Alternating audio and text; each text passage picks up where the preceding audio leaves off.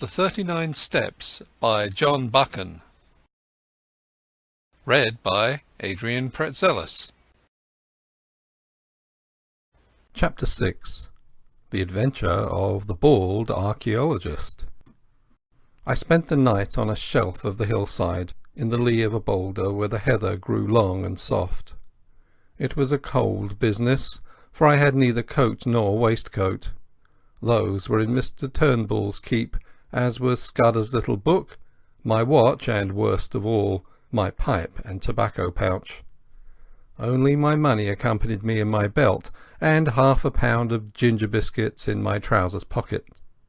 I sucked off half those biscuits, and by worming myself deep into the heather got some kind of warmth. My spirits had risen, and I was beginning to enjoy this crazy game of hide-and-seek. So far I had been miraculously lucky. The milkman, the literary innkeeper, Sir Harry, the roadman, and the idiotic Marmee were all pieces of undeserved good fortune. Somehow the first success gave me a feeling that I should pull through. My chief trouble was that I was desperately hungry. When a Jew shoots himself in the city and there is an inquest, the newspapers usually report that the deceased was well nourished. I remember thinking that they would not call me well nourished if I broke my neck in a bog hole. I lay and tortured myself, for the ginger biscuits merely emphasized the aching void, with the memory of all the good food I had thought so little of in London. There were Paddock's crisp sausages and fragrant shavings of bacon and shapely poached eggs. How often I had turned up my nose at them. There were the cutlets they did at the club, and a particular ham that stood on the cold table, for which my soul lusted. My thoughts hovered over all the variety of mortal edible, and finally settled on a porterhouse steak and a quart of bitter with a Welsh rarebit to follow. In longing hopelessly for these dainties, I fell asleep. I woke very cold and stiff about an hour after dawn. It took me a little while to remember where I was, for I had been very weary and had slept heavily. I saw first the pale blue sky through a net of heather, then a big shoulder of hill, and then my own boots placed neatly in a blackberry bush. I raised myself on my arms and looked down into the valley, and that one look set me lacing up my boots in mad haste. For there were men below, not more than a quarter of a mile off, spaced out on the hillside like a fan, and beating the heather. Marmee had not been slow in looking for his revenge. I crawled out of my shelf into the cover of a boulder, and from it gained a shallow trench which slanted up the mountain face. This led me presently into the narrow gully of a burn, by which way I scrambled to the top of the ridge. From there I looked back and saw that I was still undiscovered. My pursuers were patiently quartering the hillside and moving upwards. Keeping behind the skyline, I ran for maybe half a mile till I judged I was above the uppermost end of the glen. Then I showed myself, and was instantly noted by one of the flankers, who passed the word to the others. I heard cries coming up from below, and saw that the line of search had changed its direction. I pretended to retreat over the skyline, but instead went back the way I had come, and in 20 minutes was behind the ridge overlooking my sleeping place. From that viewpoint I had the satisfaction of seeing the pursuit streaming up the hill at the top of the glen on a hopelessly false scent. I had before me a choice of routes, and I chose a ridge which made an angle with the one I was on, and so would soon put a deep glen between me and my enemies. The exercise had warmed my blood, and I was beginning to enjoy myself amazingly. As I went I breakfasted on the dusty remnants of the ginger biscuits. I knew very little about the country, and I hadn't a notion what I was going to do. I trusted to the strength of my legs, but I was well aware that those behind me would be familiar with the lie of the land, and that my ignorance would be a heavy handicap. I saw in front of me a sea of hills rising very high towards the south, but northwards breaking down into broad ridges which separated wide and shallow dales. The ridge I had chosen seemed to sink after a mile or two to a moor which lay like a pocket in the uplands. That seemed as good a direction to take as any other. My stratagem had given me a fair start, call it 20 minutes, and I had the width of a glen behind me before I saw the first heads of the pursuers. The police had evidently called in local herds or gamekeepers. They hallooed at the sight of me, and I waved my hand. Two dived into the glen and began to climb my ridge, while the others kept their own side of the hill. I felt as if I were taking part in a schoolboy game of hare and hounds, but very soon it began to seem less of a game. These fellows behind were hefty men on their native heath. Looking back, I saw that only 3 were following direct, and I guessed that the others had fetched a circuit to cut me off. My lack of local knowledge might very well be my undoing, and I resolved to get out of this tangle of glens to the pocket of moor I had seen from the tops. I must so increase my distance as to get clear away from them, and I believed I could do this if I could find the right ground for it. If there had been cover, I would have tried a bit of stalking, but on these bare slopes you could see a fly a mile off. My hope must be in the length of my legs and the soundness of my wind, but I needed easier ground for that, for I was not bred a mountaineer. How I longed for a good Afrikaner pony! I put on a great spurt and got off my ridge and down into the moor before any figures appeared on the skyline behind me. I crossed the burn and came out on a high road which made a pass between 2 glens. All in front of me was a big field of heather sloping up to a crest which was crowned with an odd feather of trees. In the dyke by the roadside was a gate from which a grass-grown track led over the first wave of the moor. I jumped the dyke and followed it, and after a few 100 yards, as soon as it was out of sight of the highway, the grass stopped, and it became a very respectable road, which was evidently kept with some care. Clearly it ran to a house, and I began to think of doing the same. Hitherto my luck had held, and it might be that my best chance would be found in this remote dwelling. Anyhow, there were trees there, and that meant cover. I did not follow the road, but the burnside which flanked it on the right, where the bracken grew deep and the high banks made a tolerable screen. It was well I did so, for no sooner had I gained the hollow than, looking back, I saw the pursuit topping the ridge from which I had descended. After that I did not look back. I had no time. I ran up the burnside, crawling over the open places, and for a large part wading in the shallow stream. I found a deserted cottage with a row of phantom peat stacks and an overgrown garden. Then I was among young hay, and very soon had come to the edge of a plantation of wind-blown firs. From there I saw the chimneys of the house smoking a few 100 yards to my left. I forsook the burnside, crossed another dyke, and almost before I knew was on a rough lawn. A glance back told me that I was well out of sight of the pursuit, which had not yet passed the first lift of the moor. The lawn was a very rough place, cut with a scythe instead of a mower, and planted with beds of scrubby rhododendrons. A brace of black game, which are not usually garden birds, rose at my approach. The house before me was the ordinary moorland farm, with a more pretentious whitewashed wing added. Attached to this wing was a glass veranda, and through the glass I saw the face of an elderly gentleman meekly watching me. I stalked over the border of coarse hill gravel and entered the veranda door. Within was a pleasant room, glass on one side, and on the other a mass of books. More books showed in an inner room. On the floor, instead of tables, stood cases such as you see in a museum, filled with coins and queer stone implements. There was a knee-hole desk in the middle, and seated at it, with some papers and open volumes before him, was the benevolent old gentleman. His face was round and shiny, like Mr. Pickwick's. Big glasses were stuck on the end of his nose, and the top of his head was as bright and bare as a glass bottle. He never moved when I entered, but raised his placid eyebrows and waited on me to speak. It was not an easy job, with about 5 minutes to spare, to tell a stranger who I was and what I wanted, and to win his aid. I did not attempt it. There was something about the eye of the man before me, something so keen and knowledgeable, that I could not find a word. I simply stared at him and stuttered. "You seem in a hurry, my friend," he said slowly. I nodded towards the window. It gave a prospect across the moor through a gap in the plantation, and revealed certain figures half a mile off, straggling through the heather.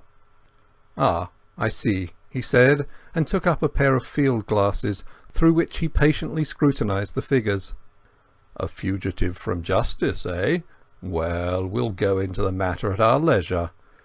Meantime, I object to my privacy being broken in upon by the clumsy rural policeman. Go into my study and you will see 2 doors facing you. Take the one to the left and close it behind you.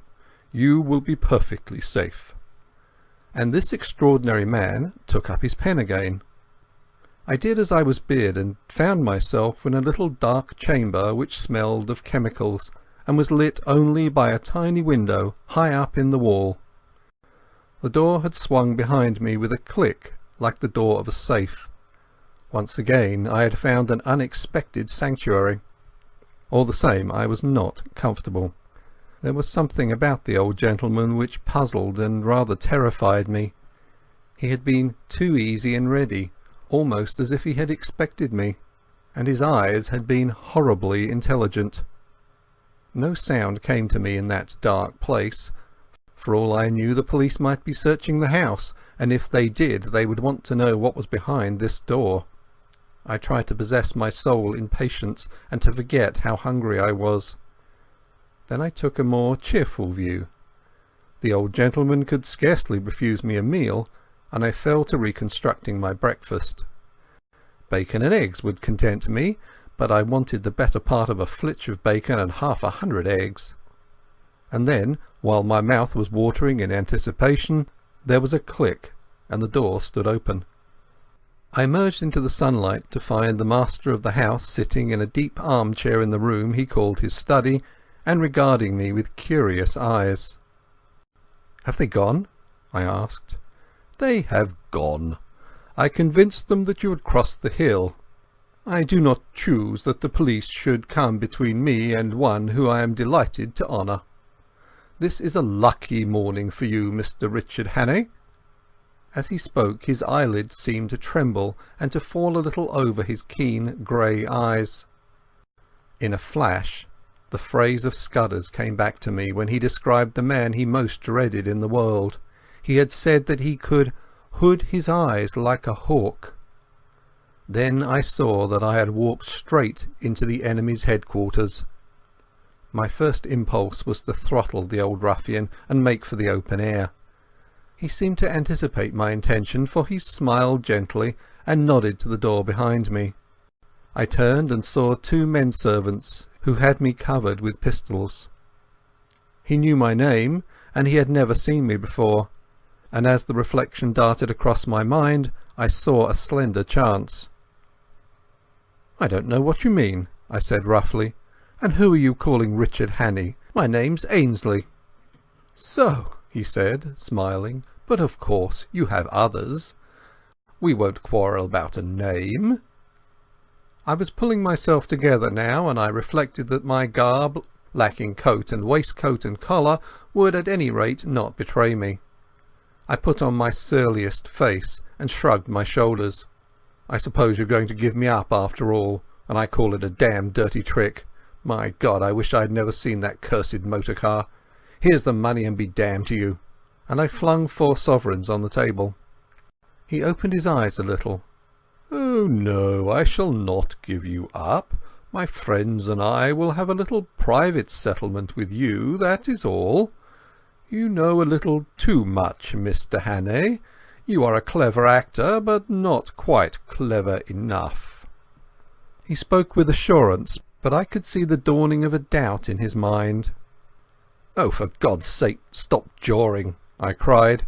"Everything's against me. I haven't had a bit of luck since I came ashore at Leith. But what's the harm in a poor devil with an empty stomach picking up some money he finds in a bust-up motor car? That's all I done, and for that I've been chivied for 2 days by these blasted bobbies over these blasted hills. I tell you, I'm fair sick of it. You can do what you like, old boy. Ned Ainsley's got no fight left in him." I could see that the doubt was gaining. "Will you oblige me with the story of your recent doings?" he asked. "I can't, governor," I said in a real beggar's whine. "I've not had a bite to eat for 2 days. Give me a mouthful of food and then you'll hear God's truth." I must have showed my hunger in my face, for he signalled to one of the men in the doorway. A bit of cold pie was bought and a glass of beer, and I wolfed them down like a pig, or rather like Ned Ainsley, for I was keeping up my character. In the middle of my meal he spoke suddenly to me in German, but I turned on him a face as blank as a stone wall. Then I told him my story, how I had come off an Archangel ship at Leith a week ago and was making my way overland to my brother at Wigton. I'd run short of cash, I hinted vaguely at a spree, and I was pretty well on my uppers when I had come on a hole in a hedge, and looking through had seen a big motor car lying in a burn. I'd poked about to see what was happening, and had found 3 sovereigns lying on the seat and 1 on the floor. There was nobody there, or any sign of an owner, so I had pocketed the cash. But somehow the law had got after me. When I had tried to change a sovereign in a baker's shop, the woman had cried on the police, and a little later, when I was washing my face in a burn, I had been nearly gripped, and had only got away by leaving my coat and waistcoat behind me. "They can have the money back," I cried, "for a fat lot of good it's done me. Those perishers are all down on a poor man. Now, if it had been you, governor, that had found the quids, nobody would have troubled you." "You're a good liar, Hannay," he said. I flew into a rage. "Stop fooling, damn you! I tell you my name's Ainsley, and I never heard of anyone called Hannay in my born days. I'd sooner have the police than you with your Hannays and your monkey-faced pistol tricks. No, governor, I don't mean that. I'm much obliged for you for the grub. I'll thank you to let me go now the coast's clear." It was obvious that he was badly puzzled. You see, he had never seen me, and my appearance must have altered considerably from my photographs, if he had got one of them. I was pretty smart and well dressed in London, and now I was a regular tramp. "I do not propose to let you go. If you are what you say you are, you will soon have a chance of clearing yourself. If you are what I believe you are, I do not think you will see the light much longer." He rang a bell, and a 3rd servant appeared from the veranda. "I want the Lancaster in 5 minutes," he said. "There will be 3 to luncheon." Then he looked steadily at me, and that was the hardest ordeal of all. There was something weird and devilish in those eyes, cold, malignant, unearthly, and most hellishly clever. They fascinated me like the bright eyes of a snake. I had a strong impulse to throw myself on his mercy and offer to join his side, and if you consider the way I felt about the whole thing, you will see that that impulse must have been purely physical, the weakness of a brain mesmerized and mastered by a stronger spirit. But I managed to stick it out and even to grin. "You'll know me next time, governor," I said. "Karl," he said in German to one of the men in the doorway, "you will put this fellow in the storeroom until I return, and you will be answerable to me for his keeping." I was marched out of the room with a pistol at each ear. The storeroom was a damp chamber in what had been the old farmhouse. There was no carpet on the uneven floor, and nothing to sit down on but a school form. It was black as pitch, for the windows were heavily shuttered. I made out by groping that the walls were lined with boxes and barrels and sacks of some heavy stuff. The whole place smelled of mould and disuse. My jailers turned the key in the door, and I could hear them shifting their feet as they stood on guard outside. I sat down in the chilly darkness in a very miserable frame of mind. The old boy had gone off in a motor to collect the 2 ruffians who had interviewed me yesterday.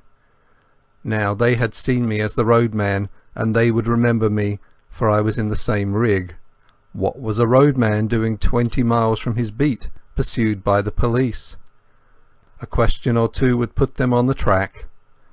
Probably they had seen Mr Turnbull, probably Marmee too. Most likely they could link me up with Sir Harry, and then the whole thing would be crystal clear. What chance had I in this moorland house with 3 desperadoes and their armed servants? I began to think wistfully of the police, now plodding over the hills after my wraith. They at any rate were fellow countrymen and honest men, and their tender mercies would be kinder than these ghoulish aliens. But they wouldn't have listened to me. That old devil with the eyelids had not taken long to get rid of them. I thought he probably had some kind of graft with the constabulary. Most likely he had letters from cabinet ministers saying he was to be given every facility for plotting against Britain. That was the sort of owlish way we run our politics in the old country. The 3 would be back for lunch, so I hadn't got more than a couple of hours to wait. It was simply waiting on destruction, for I could see no way out of this mess. I wished that I had Scudder's courage, for I am free to confess I didn't feel any great fortitude. The only thing that kept me going was that I was pretty furious. It made me boil with rage to think of those 3 spies getting the pull on me like this. I hoped that at any rate I might be able to twist one of their necks before they downed me. The more I thought of it, the angrier I grew, and I had to get up and move about the room. I tried the shutters, but they were the kind that lock with a key, and I couldn't move them. From the outside came the faint clucking of hens in the warm sun. Then I groped among the sacks and boxes. I couldn't open the latter, and the sacks seemed to be full of things like dog biscuits that smelled of cinnamon. But as I circumnavigated the room I found a handle in the wall which seemed worth investigating. It was the door of a wall cupboard, what they call a press in Scotland, and it was locked. I shook it, and it seemed rather flimsy. For want of something better to do, I put out my strength on that door, getting some purchase on the handle by looping my braces round it. Presently the thing gave with a crash, which I thought would bring in my warders to inquire. I waited for a bit, and then started to explore the cupboard shelves. There was a multitude of queer things there. I found an odd vesta or two in my trousers pocket, and struck a light. It went out in a second, but it showed me one thing. There was a little stock of electric torches on one shelf. I picked one up and found it was in working order. With the torch to help me I investigated further. There were bottles and cases of queer-smelling stuffs, chemicals no doubt for experiments, and there were coils of fine copper wire and yanks of a thin oiled silk. There was a box of detonators and a lot of cord for fuses. Then away at the back of a shelf I found a stout brown cardboard box, and inside it a wooden case. I managed to wrench it open, and within lay half a dozen little grey bricks, each a couple of inches square. I took one up and found that it crumbled easily in my hand. Then I smelled it and put my tongue to it. After that I sat down to think. I hadn't been a mining engineer for nothing, and I knew lentonite when I saw it. With one of these bricks I could blow the house to smithereens. I'd used the stuff in Rhodesia and knew its power. But the trouble was that my knowledge wasn't exact. I had forgotten the proper charge and the right way of preparing it, and I wasn't sure about the timing. I had only a vague notion too as to its power, for though I had used it, I had not handled it with my own fingers. But it was a chance, the only possible chance. It was a mighty risk, but against it was an absolute black certainty. If I used it, the odds were, as I reckoned, about 5 to 1 in favour of my blowing myself into the tree-tops. But if I didn't, I should be very likely to be occupying a 6-foot hole in the garden by the evening. That was the way I had to look at it. The prospect was pretty dark either way, but anyhow there was a chance, both for myself and for my country. The remembrance of little Scudder decided me. It was about the beastliest moment of my life, for I am no good at these cold-blooded resolutions. Still, I managed to rake up the pluck to set my teeth and choke back the horrid doubts that flooded in on me. I simply shut off my mind and pretended I was doing an experiment as simple as Guy Fawkes fireworks. I got a detonator and fixed it to a couple of feet of fuse. Then I took a quarter of a lentonite brick and buried it near the door, below one of the sacks in a crack of the floor, fixing the detonator in it. For all I knew, half of these boxes might be dynamite. If the cupboard held such deadly explosives, why not the boxes? In that case there would be a glorious skyward journey for me and the German servants, and about an acre of the surrounding country. There was also the risk that the detonation might set off the other bricks in the cupboard, for I had forgotten most that I knew about lentonite. But it didn't do to begin thinking about the possibilities. The odds were horrible, but I had to take them. I ensconced myself just below the sill of the window and lit the fuse. Then I waited for a moment or two. There was dead silence, only a shuffle of heavy boots in the passage, and the peaceful cluck of hens from the warm out-of-doors. I commended my soul to my Maker, and wondered where I would be in 5 seconds. A great wave of heat seemed to surge upwards from the floor and hang for a blistering instant in the air. Then the wall opposite me flashed into a golden yellow and dissolved with a rending thunder that hammered my brain into a pulp. Something dropped on me, catching the point of my left shoulder, and then I became unconscious. My stupor can scarcely have lasted beyond a few seconds. I felt myself being choked by thick yellow fumes and struggled out of the debris to my feet. Somewhere behind me I felt fresh air. The jambs of the window had fallen, and through the ragged rent the smoke was pouring out to the summer noon. I stepped over the broken lintel and found myself standing in a yard in a dense and acrid fog. I felt very sick and ill, but I could move my limbs, and I staggered blindly forward, away from the house. A small mill-lade ran in a wooden aqueduct at the other side of the yard, and into this I fell. The cool water revived me, and I had just enough wits left to think of escape. I squirmed up the lade among the slippery green slime till I reached the mill wheel. Then I wriggled through the axle hole into the old mill and tumbled onto a bed of chaff. A nail caught the seat of my trousers, and I left a wisp of heather mixture behind me. The mill had been long out of use. The ladders were rotten with age, and in the loft the rats had gnawed great holes in the floor. Nausea shook me, and a wheel in my head kept turning, while my left shoulder and arm seemed to be stricken with the palsy. I looked out of the window and saw a fog still hanging over the house, and smoke escaping from an upper window. Please God I had set the place on fire, for I could hear the confused cries coming from the other side. But I had no time to linger, since this mill was obviously a bad hiding place. Anyone looking for me would naturally follow the lade, and I made certain the search would begin as soon as they found that my body was not in the storeroom. From another window I saw that on the far side of the mill stood an old stone dovecot. If I could get there without leaving tracks I might find a hiding place, for I argued that my enemies, if they thought I could move, would conclude that I had made for open country, and would go seeking me on the moor. I crawled down the broken ladder, scattering chaff behind me to cover my footsteps. I did the same on the mill floor, and on the threshold where the door hung on broken hinges. Peeping out I saw that between me and the dovecot was a piece of bare cobbled ground, where no footmarks would show. Also it was mercifully hid by the mill buildings from any view from the house. I slipped across the space, got into the back of the dovecot, and prospected a way of ascent. That was one of the hardest jobs I ever took on. My shoulder and arm ached like hell, and I was so sick and giddy that I was always on the verge of falling, but I managed it somehow.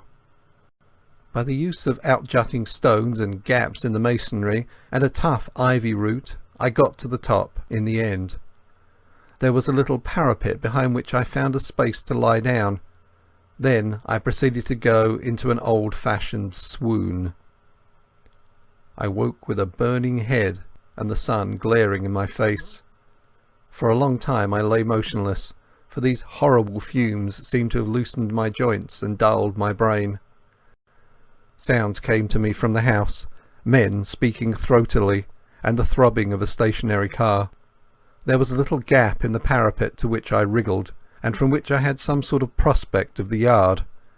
I saw figures come out, a servant with his head bound up, then a younger man in knickerbockers. They were looking for something, and moved towards the mill. Then one of them caught sight of the wisp of cloth on the nail, and cried out to the other. They both went back to the house and brought two more to look at it. I saw the rotund figure of my late captor, and thought I made out the man with the lisp. I noticed that all had pistols. For half an hour they ransacked the mill. I could hear them kicking over the barrels and pulling up the rotten planking.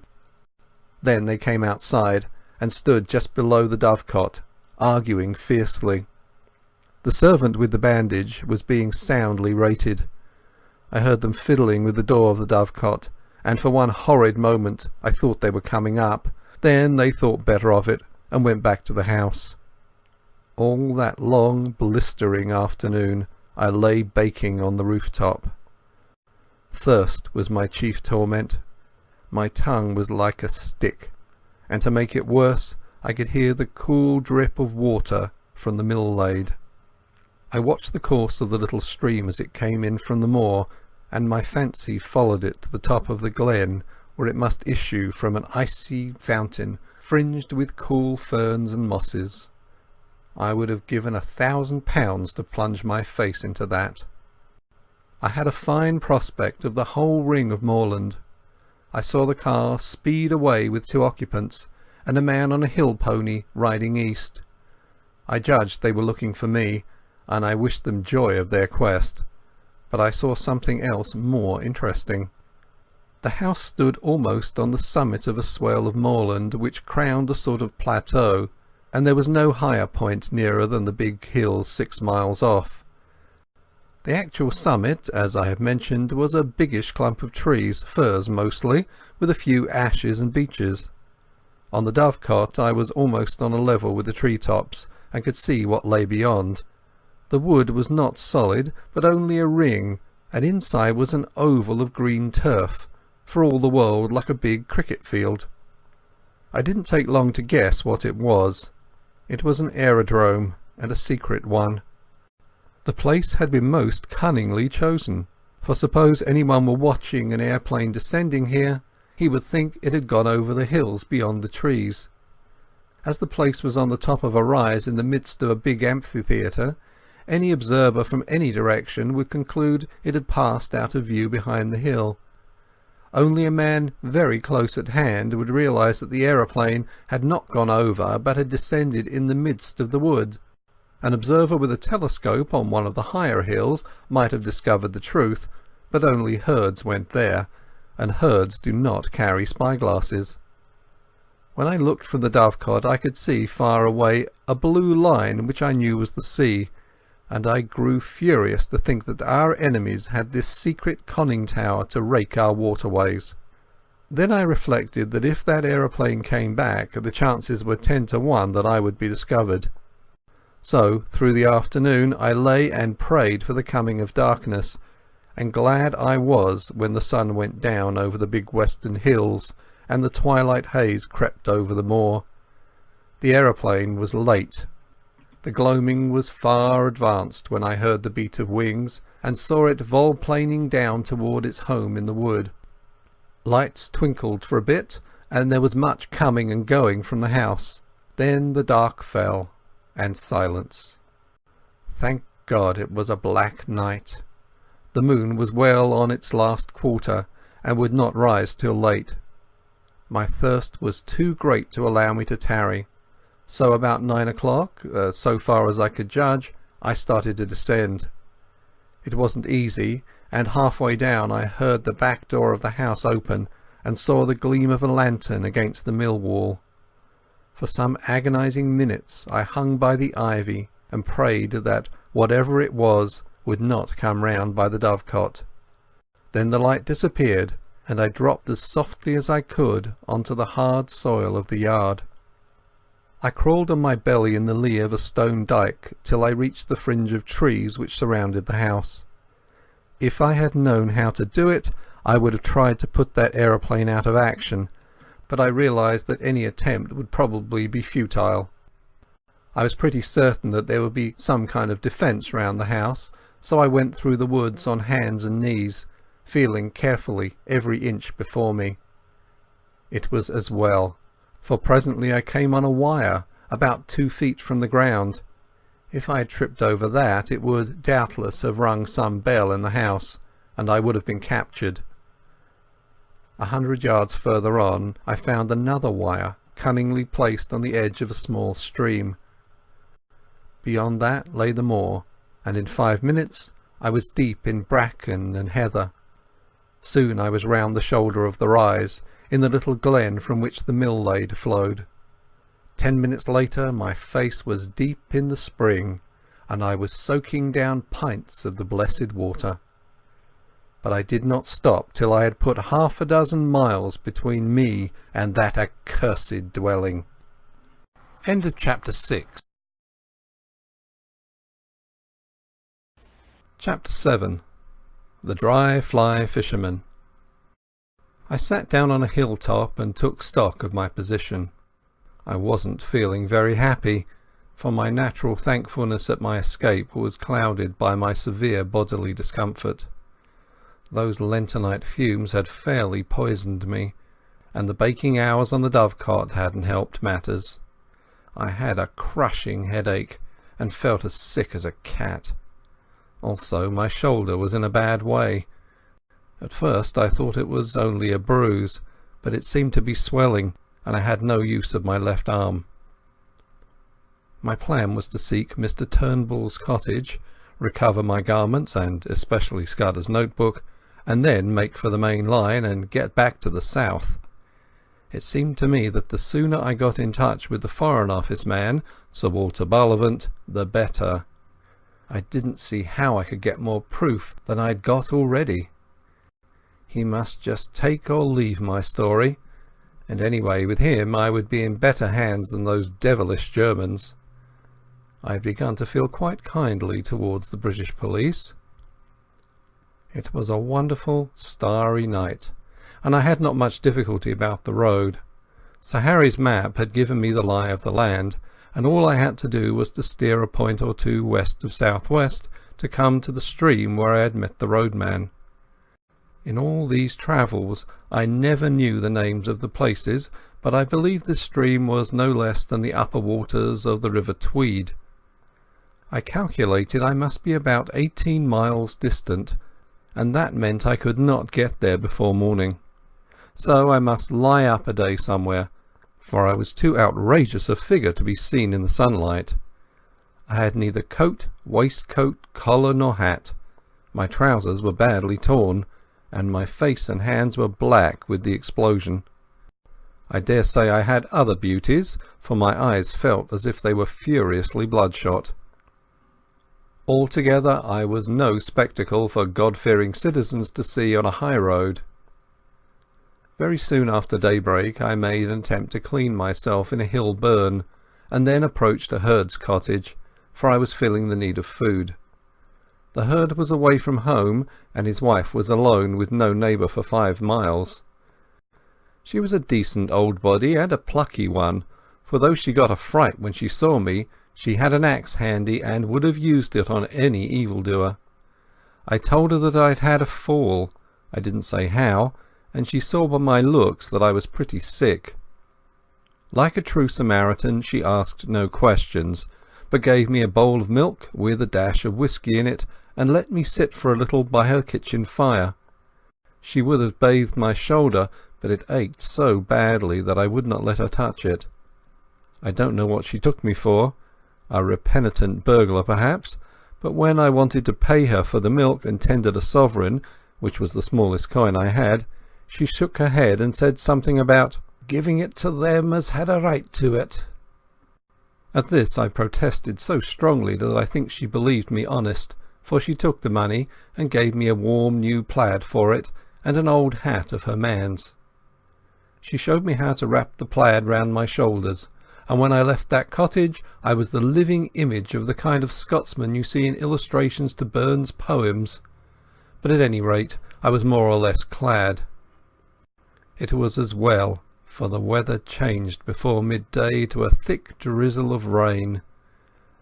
I found shelter below an overhanging rock in the crook of a burn, where a drift of dead brackens made a tolerable bed. There I managed to sleep till nightfall, waking very cramped and wretched, with my shoulder gnawing like a toothache. I ate the oat cake and cheese the old wife had given me, and set out again just before the darkening. I pass over the miseries of that night among the wet hills. There were no stars to steer by, and I had to do the best I could from my memory of the map. Twice I lost my way, and I had some nasty falls into the peat bogs. I had only about 10 miles to go as the crow flies, but my mistakes made it nearer 20. The last bit was completed with set teeth and a very light and dizzy head. But I managed it, and in the early dawn I was knocking at Mr Turnbull's door. The mist lay close and thick, and from the cottage I could not see the high road. Mr Turnbull himself opened to me, sober and something more than sober. He was primly dressed in an ancient but well-tended suit of black. He had been shaved not later than the night before. He wore a linen collar, and in his left hand he carried a pocket Bible. At first he did not recognize me. "What are ye that come stravaiging here on the Sabbath morning?" he asked. I had lost all count of days, so the Sabbath was the reason for his strange decorum. My head was swimming so wildly that I could not frame a coherent answer, but he recognized me and saw that I was ill. "Have you got my specs?" he asked. I fetched them out of my trousers pocket and gave him them. "You'll come for your jacket and waistcoat," he said.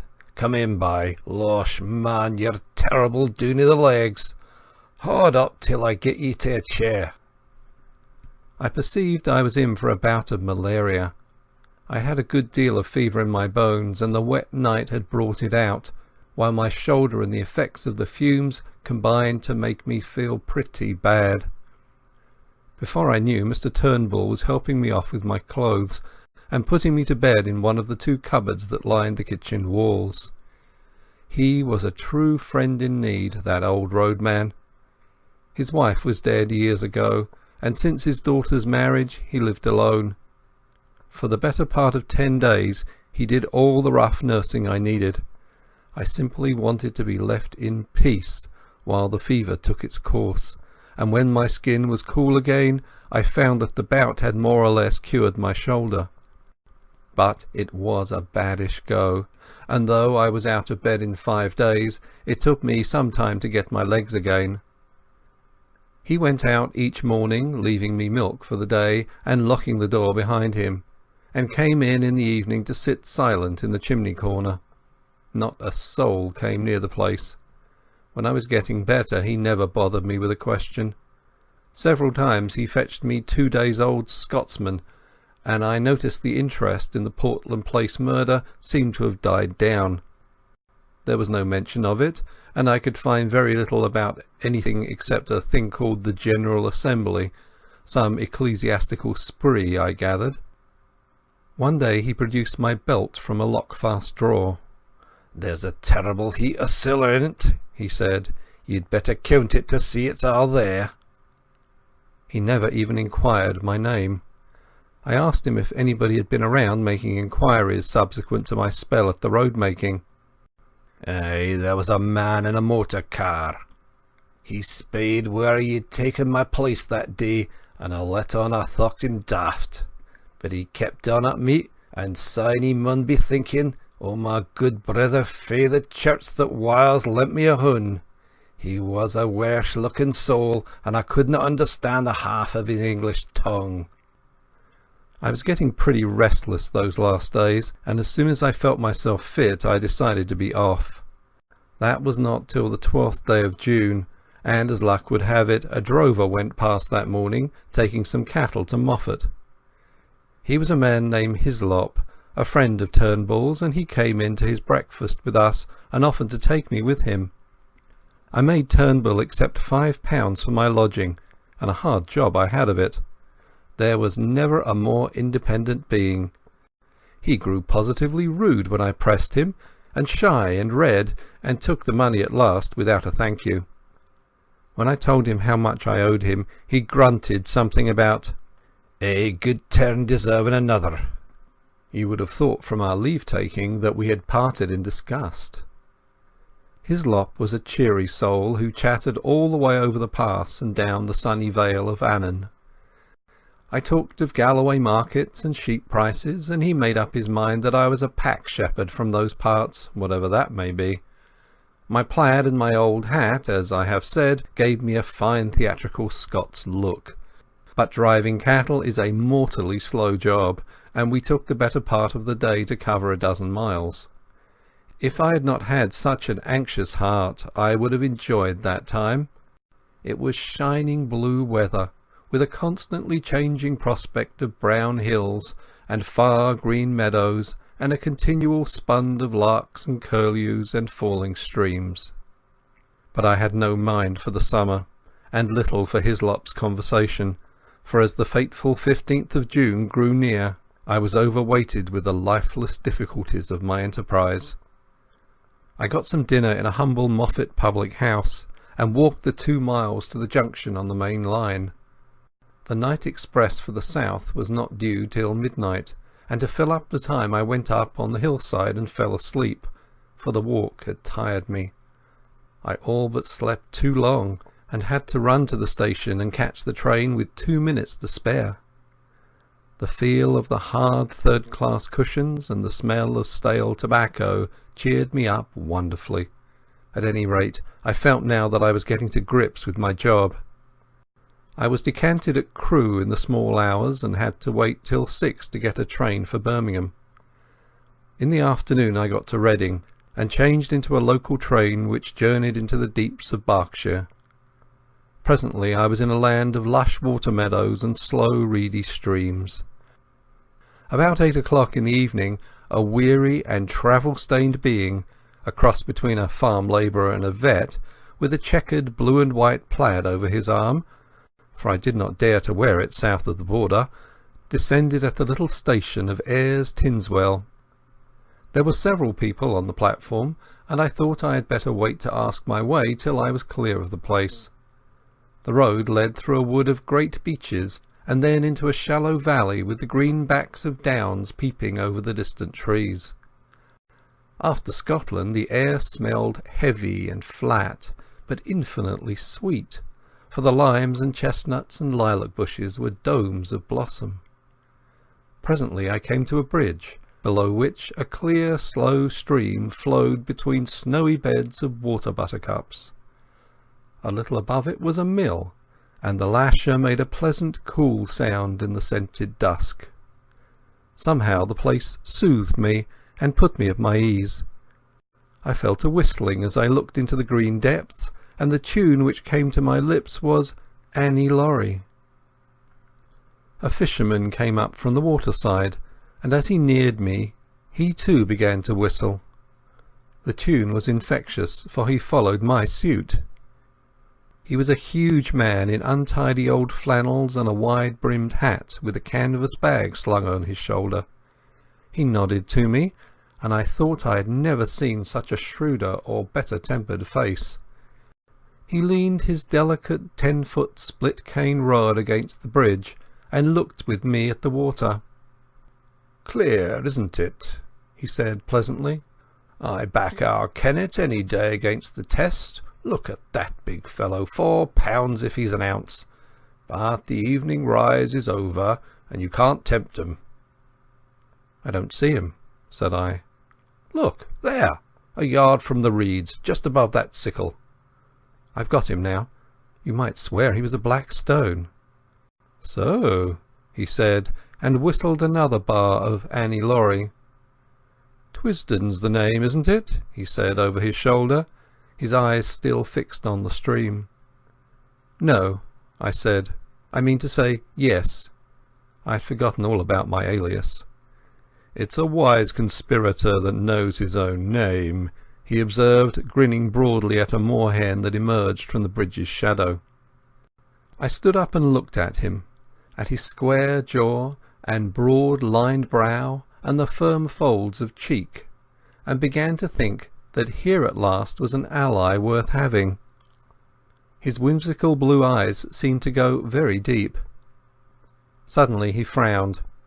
"I call it disgraceful," he said, raising his voice. "Disgraceful that an able-bodied man like you should dare to beg. You can get a meal from my kitchen, but you'll get no money from me." A dog-cart was passing, driven by a young man who raised his whip to salute the fisherman. When he had gone, he picked up his rod. "That's my house," he said, pointing to a white gate 100 yards on. "Wait 5 minutes and then go round to the back door." And with that he left me. I did as I was bidden. I found a pretty cottage with a lawn running down to the stream, and a perfect jungle of guelder rose and lilac flanking the path. The back door stood open, and a grave butler was awaiting me. "Come this way, sir," he said, and he led me along a passage and up a back staircase to a pleasant bedroom looking towards the river. There I found a complete outfit laid out for me, dress clothes with all the fixings, a brown flannel suit, shirts, collars, ties, shaving things and hairbrushes, even a pair of patent shoes. "Sir Walter thought as how Mr Reggie's things would fit you, sir," said the butler. "He keeps some clothes here, for he comes regular on the weekends. There's a bathroom next door, and I've prepared a hot bath. Dinner in half an hour, sir. You'll hear the gong." The grave being withdrew, and I sat down in a chintz-covered easy-chair and gaped. It was like a pantomime to come suddenly out of beggardom into this orderly comfort. Obviously Sir Walter believed in me, though why he did I could not guess. I looked at myself in the mirror and saw a wild, haggard, brown fellow with a fortnight's ragged beard and dust in ears and eyes, collarless, vulgarly shirted, with shapeless old tweed clothes and boots that had not been cleaned for the better part of a month. I made a fine tramp and a fair drover, and here I was ushered by a prim butler into this temple of gracious ease. And the best of it was that they did not even know my name. I resolved not to puzzle my head, but to take the gifts the gods had provided. I shaved and bathed luxuriously, and got into the dress clothes and clean, crackling shirt, which fitted me not so badly. By the time I had finished, the looking-glass showed a not unpersonable young man. Sir Walter awaited me in a dusky dining-room, where a little round table was lit with silver candles. The sight of him, so respectable and established and secure, the embodiment of law and government and all the conventions, took me aback and made me feel an interloper. He couldn't know the truth about me, or he wouldn't treat me like this. I simply could not accept his hospitality on false pretences. "I'm more obliged to you than I can say, but I'm bound to make things clear," I said. "I'm an innocent man, but I'm wanted by the police. I've got to tell you this, and I won't be surprised if you kick me out." He smiled. "That's all right. Don't let that interfere with your appetite. We can talk about these things after dinner." I never ate a meal with greater relish, for I had had nothing all day but railway sandwiches. Sir Walter did me proud, for we drank a good champagne and had some uncommon fine port afterwards. It made me almost hysterical to be sitting there, waited on by a footman and a sleek butler, and remember that I had been living for 3 weeks like a brigand, with every man's hand against me. I told Sir Walter about tiger fish in the Zambesi that bite off your fingers if you give them a chance, and we discussed sport up and down the globe, for he had hunted a bit in his day. We went to his study for coffee, a jolly room full of books and trophies and untidiness and comfort. I made up my mind that if I ever got rid of this business and had a house of my own, I would create just such a room.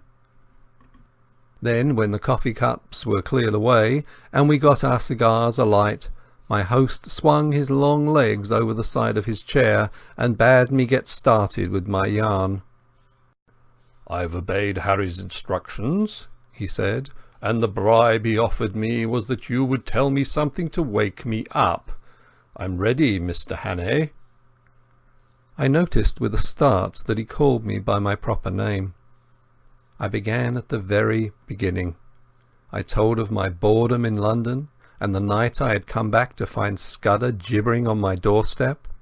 I told him all Scudder had told me about Karolides and the Foreign Office Conference, and that made him purse his lips and grin. Then I got to the murder, and he grew solemn again. He heard all about the milkman and my time in Galloway and my deciphering Scudder's notes at the inn. "You've got them here?" he asked sharply, and drew a long breath when I whipped the little book from my pocket. I said nothing of the contents. Then I described my meeting with Sir Harry and the speeches at the hall. At that he laughed uproariously. "Harry talked dash nonsense, did he? I quite believe it. He's as good a chap as ever breathed, but his idiot of an uncle has stuffed his head with maggots. Go on, Mr. Hannay." My day as roadman excited him a bit. He made me describe the two fellows in the car very closely, and seemed to be raking back in his memory.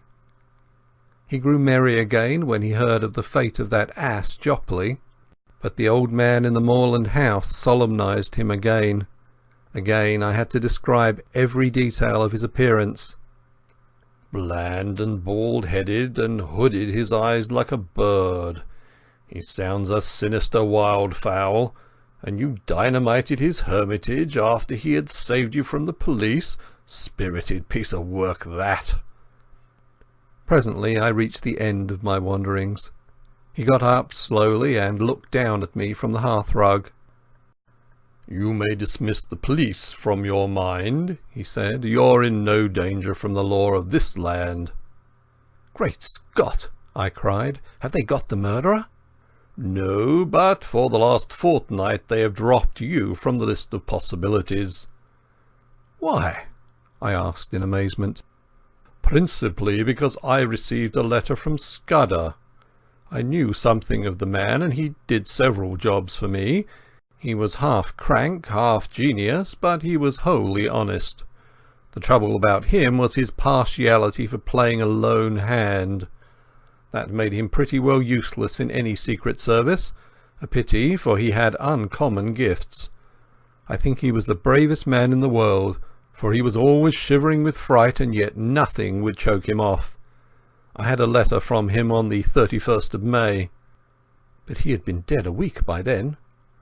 The letter was written and posted on the 23rd. He evidently did not anticipate an immediate decease. His communications usually took a week to reach me, for they were sent under cover to Spain and then to Newcastle. He had a mania, you know, for concealing his tracks." "What did he say?" I stammered. "Nothing. Merely that he was in danger, but had found shelter with a good friend, and that I would hear from you before the 15th of June. He gave me no address, but said he was living near Portland Place. I think his object was to clear you if anything happened. When I got it I went to Scotland Yard, went over the details of the inquest, and concluded that you were the friend. We made inquiries about you, Mr. Hannay, and found you were respectable. I thought I knew the motives for your disappearance, not only the police, the other one too, and when I got Harry's scrawl I guessed at the rest. I've been expecting you any time this past week." You can imagine what a load this took off my mind. I felt a free man once more, for I was now up against my country's enemies only, and not my country's law. "Now let's have the little notebook," said Sir Walter. It took us a good hour to work through it. I explained the cipher, and he was jolly quick at picking it up. He amended my reading of it on several points, but I think I had been fairly correct on the whole. His face was very grave before he had finished, and he sat silent for a while. "I don't know what to make of it," he said at last. "He's right about one thing, what is going to happen the day after tomorrow. How the devil can it have got known? That is ugly enough in itself. But all this about war and the Black Stone, it reads like some wild melodrama. If only I had more confidence in Scudder's judgment. The trouble about him was that he was too romantic. He had the artistic temperament and wanted a story to be better than God meant it to be. He had a lot of odd biases too. Jews, for example, made him see red. Jews and the high finance. "The Black Stone," he repeated. "Der schwarze Stein. It's like a penny novelette. And all this stuff about Karolides. That is the weak part of the tale, for I happen to know that the virtuous Karolides is likely to outlast us both. There is no state in Europe that wants him gone. Besides, he has just been playing up to Berlin and Vienna and giving my chief some uneasy moments.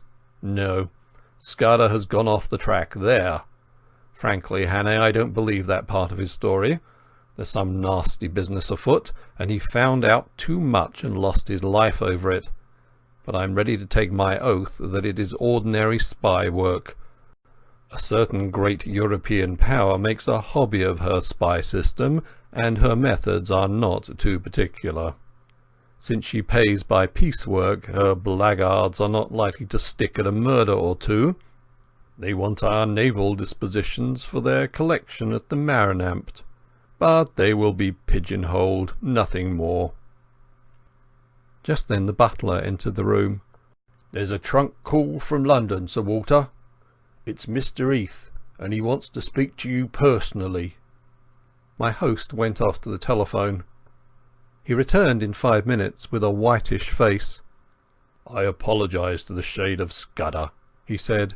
"Karolides was shot dead this evening at a few minutes after 7. End of Chapter 7. Chapter 8. The Coming of the Black Stone. I came down to breakfast next morning after 8 hours of blessed dreamless sleep to find Sir Walter decoding a telegram in the midst of muffins and marmalade. His fresh rosiness of yesterday seemed a thought tarnished.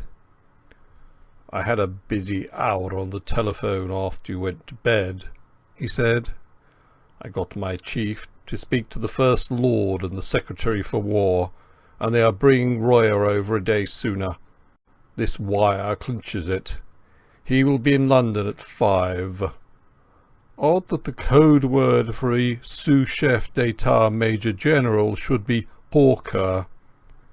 He directed me to the hot dishes and went on. "Not that I think it will do much good.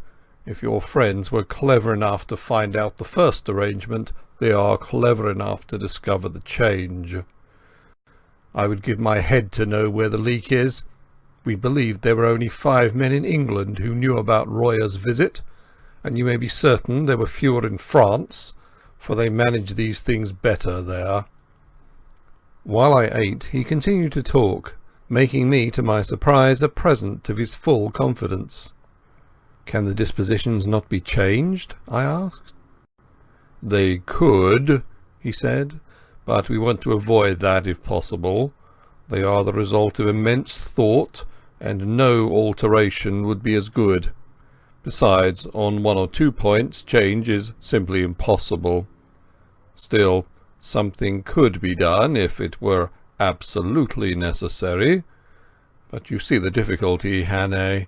Our enemies are not going to be such fools as to pick Royer's pocket or any childish game like that.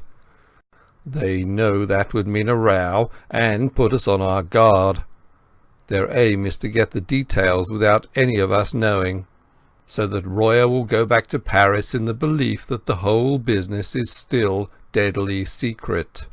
For once we suspect they know that, the whole thing must be altered. Then we must stick by the Frenchman's side till he is home again, I said. If they thought they could get the information in Paris, they would try there. It means they have some deep scheme on foot in London which they reckon is going to win out.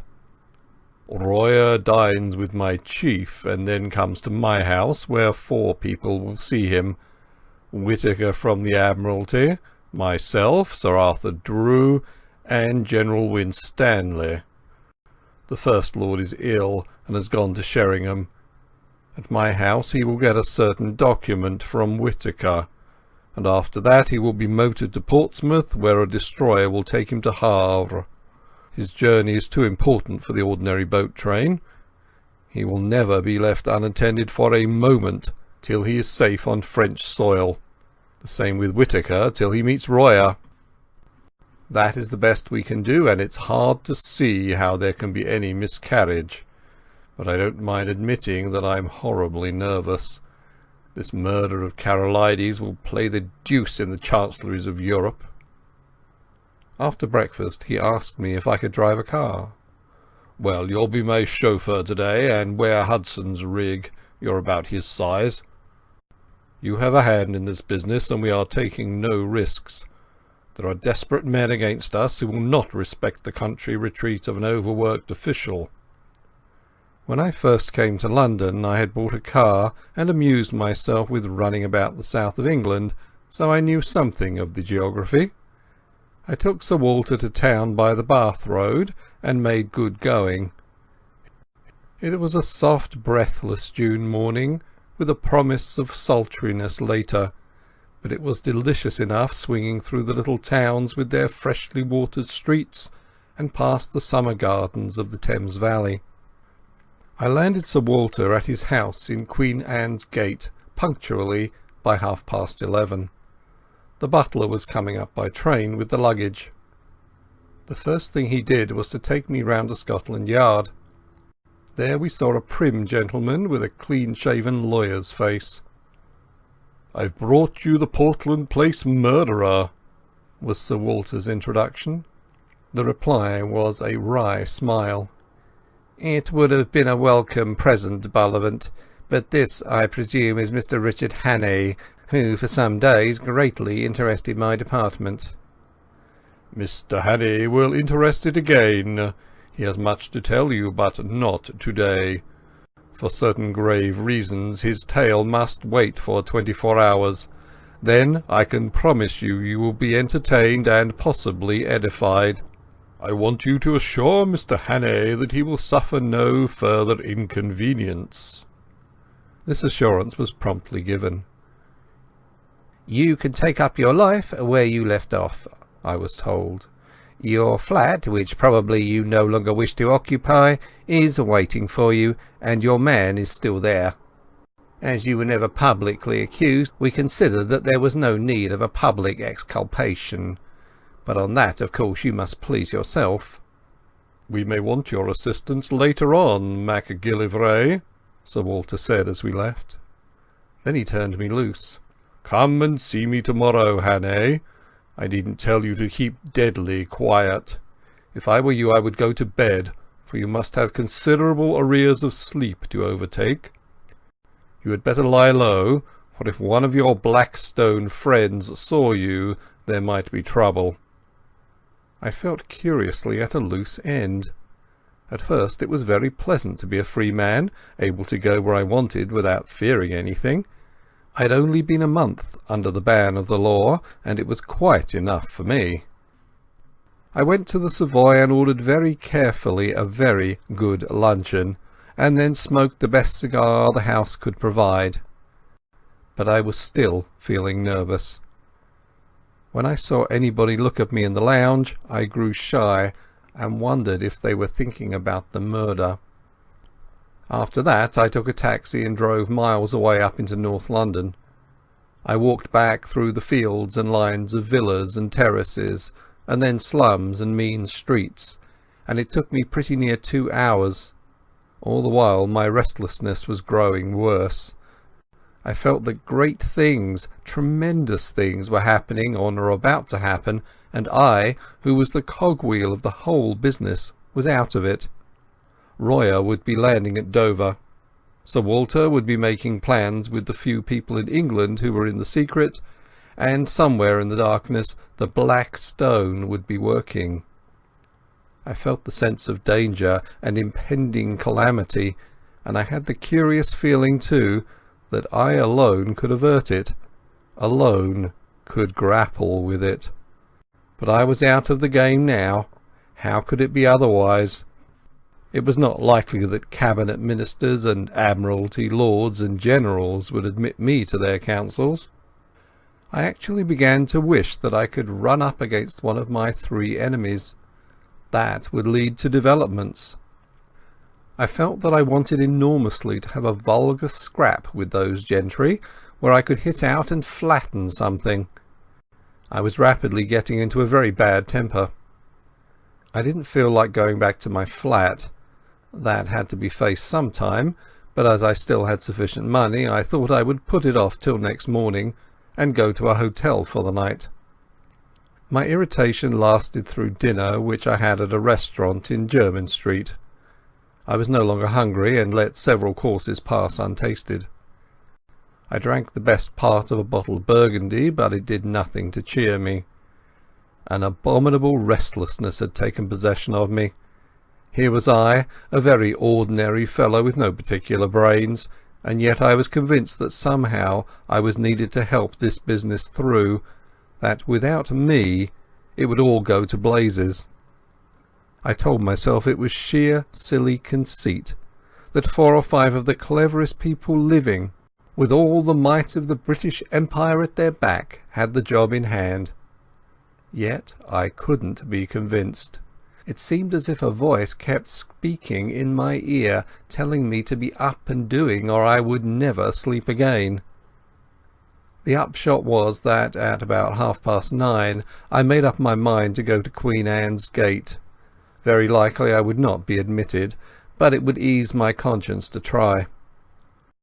I walked down Jermyn Street, and at the corner of Duke Street passed a group of young men. They were in evening dress and had been dining somewhere, and were going on to a music hall. One of them was Marmaduke Jopley. He saw me and stopped short. "By God, the murderer!" he cried. "Here, you fellows, hold him! That's Hannay, the man who did the Portland Place murder." He gripped me by the arm, and the others crowded around. I wasn't looking for any trouble, but my ill temper made me play the fool. A policeman came up, and I should have told him the truth, and if he didn't believe it, demanded to be taken to Scotland Yard, or, for that matter, to the nearest police station. But a delay at that moment seemed to me unendurable, and the sight of Marmy's imbecile face was more than I could bear. I let out with my left, and had the satisfaction of seeing him measure his length in the gutter. Then began an unholy row. They were all on me at once, and the policeman took me in the rear. I got in 1 or 2 good blows, for I think with fair play I could have licked the lot of them, but the policeman pinned me behind, and one of them got his fingers in my throat. Through a black cloud of rage I heard the officer of the law asking what was the matter, and Marmy, between his broken teeth, declaring that I was Hannay, the murderer. "Oh, damn it all!" I cried. "Make the fellow shut up. I advise you to leave me alone, constable. Scotland Yard knows all about me, and you'll get a proper wigging if you interfere with me." "You've got to come along with me, young man," said the policeman. "I saw you strike that gentleman cruel hard. You began it too, for he wasn't doing nothing. I seen you. Best go quietly or I'll have to fix you up." Exasperation and an overwhelming sense that at no cost must I delay gave me the strength of a bull elephant. I fairly wrenched the constable off his feet, floored the man who was gripping my collar, and set off at my best pace down Duke Street. I heard a whistle being blown and the rush of men behind me. I have a very fair turn of speed, and that night I had wings. In a jiffy I was in Pall Mall and had turned down towards St James's Park. I dodged the policeman at the palace gates, dived through a press of carriages at the entrance to the mall, and was making for the bridge before my pursuers had crossed the roadway. In the open ways of the park I put on a spurt. Happily there were few people about, and no one tried to stop me. I was staking all on getting to Queen Anne's Gate. When I entered that quiet thoroughfare it seemed deserted. Sir Walter's house was in the narrowest part, and outside it 3 or 4 motor cars were drawn up. I slackened speed some yards off and walked briskly up to the door. If the butler refused me admission, or even if he delayed to open the door, I was done. He didn't delay. I had scarcely rung before the door opened. "I must see Sir Walter," I panted. "My business is desperately important." That butler was a great man. Without moving a muscle he held the door open, and then shut it behind me. "Sir Walter is engaged, sir, and I have orders to admit no one. Perhaps you will wait." The house was of the old-fashioned kind, with a wide hall and rooms on both sides of it. At the far end was an alcove with a telephone and a couple of chairs, and there the butler offered me a seat. "See here," I whispered, "there's trouble about, and I'm in it. But Sir Walter knows, and I'm working for him. If anyone comes and asks if I'm here, tell him a lie." He nodded, and presently there was a noise of voices in the street, and a furious ringing at the bell. I never admired a man more than that butler. He opened the door, and with a face like a graven image waited to be questioned. Then he gave it them. He told them whose house it was and what his orders were, and simply froze them off the doorstep. I could see it all from my alcove, and it was better than any play. I hadn't waited long till there came another ring at the bell. The butler made no bones about admitting this new visitor. While he was taking off his coat I saw who it was. You couldn't open a newspaper or a magazine without seeing that face. The grey beard cut like a spade, the firm fighting mouth, the blunt square nose and the keen blue eyes. I recognized the first Sea Lord, the man, they say, that made the new British Navy. He passed my alcove and was ushered into a room at the back of the hall. As the door opened I could hear the sound of low voices. It shut, and I was left alone again. For 20 minutes I sat there, wondering what I was to do next. I was still perfectly convinced that I was wanted, but when or how I had no notion. I kept looking at my watch, and as the time crept on to 10:30 I began to think that the conference must soon end. In a quarter of an hour Royer should be speeding along the road to Portsmouth. Then I heard a bell ring and the butler appeared. The door of the back room opened and the first Sea Lord came out. He walked past me, and in passing he glanced in my direction, and for a second we looked each other in the face. Only for a second, but it was enough to make my heart jump. I had never seen the great man before, and he had never seen me, but in that fraction of time something sprang into his eyes, and that something was recognition. You can't mistake it. It is a flicker, a spark of light, a minute shade of difference, which means one thing and one thing only. It came involuntarily, for in a moment it died and he passed on. In a maze of wild fancies I heard the street door close behind him. I picked up the telephone book and looked up the number of his house. We were connected at once, and I heard a servant's voice. "Is his lordship at home?" I asked. "His lordship returned half an hour ago," said the voice, "and has gone to bed. He is not very well tonight. Will you leave a message, sir?" I rang off and sat down numbly in a chair. My part in this business was not yet ended. It had been a close shave, but I had been in time. Not a moment could be lost, so I marched boldly to the door of that back room and entered without knocking. 5 surprised faces looked up from the round table. There was Sir Walter, and Drew, the War Minister, whom I knew from his photographs. There was a slim elderly man, who was probably Whittaker, the Admiralty official, and there was General Winstanley, conspicuous from the long scar on his forehead. Lastly, there was a short, stout man with an iron grey moustache and bushy eyebrows, who had been arrested in the middle of a sentence. Sir Walter's face showed surprise and annoyance. "This is Mr. Hannay, of whom I have spoken to you," he said apologetically to the company. "I'm afraid, Hannay, this visit is ill-timed." I was getting back my coolness.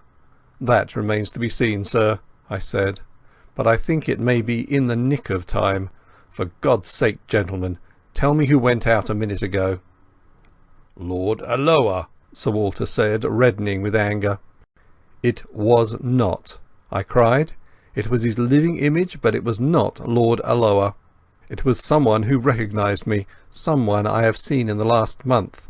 He had scarcely left the doorstep when I rang up Lord Alloa's house and was told he had come in half an hour before and had gone to bed." Who? Someone stammered. "The Black Stone," I cried, and I sat down in the chair so recently vacated and looked round at 5 badly scared gentlemen. End of chapter 8. Chapter 9. The 39 Steps. "Nonsense," said the official from the Admiralty. Sir Walter got up and left the room while we looked blankly at the table. He came back in 10 minutes with a long face. "I've spoken to Alloa," he said. "Had him out of bed, very grumpy. He went straight home after Mulross's dinner." "But it's madness," broke in General Winstanley. "Do you mean to tell me that that man came here and sat beside me for the best part of an hour, and that I didn't detect the imposture? Alloa must be out of his mind." "Don't you see the cleverness of it?" I said. "You were too interested in other things to have the use of your eyes. You took Lord Alloa for granted. If it had been anybody else, you might have looked more closely, but it was natural for him to be here, and that put you all to sleep." Then the Frenchman spoke, very slowly and in good English. "The young man is right. His psychology is good. Our enemies have not been foolish." "But I don't see," went on Winstanley. "Their object was to get these dispositions without our knowing it. Now it only required one of us to mention to Alloa our meeting tonight for the whole fraud to be exposed." Sir Walter laughed dryly. "The selection of Alloa shows their acumen. Which of us was likely to speak to him about tonight, or was he likely to open the subject?" I remembered the First Sea Lord's reputation for taciturnity and shortness of temper. "The one thing that puzzles me," said the General, "is what good his visit here would do that spy fellow. He could not carry away several pages of figures and strange names in his head." "That is not difficult," the Frenchman replied. "A good spy is trained to have a photographic memory, like your own Macaulay. You noticed he said nothing, but went through these papers again and again. I think we may assume that he has every detail stamped on his mind. When I was younger, I could do the same trick." "Well, I suppose there's nothing for it but to change the plans," said Sir Walter ruefully. Whittaker was looking very glum. "Did you tell Lord Alloa what had happened?" he asked.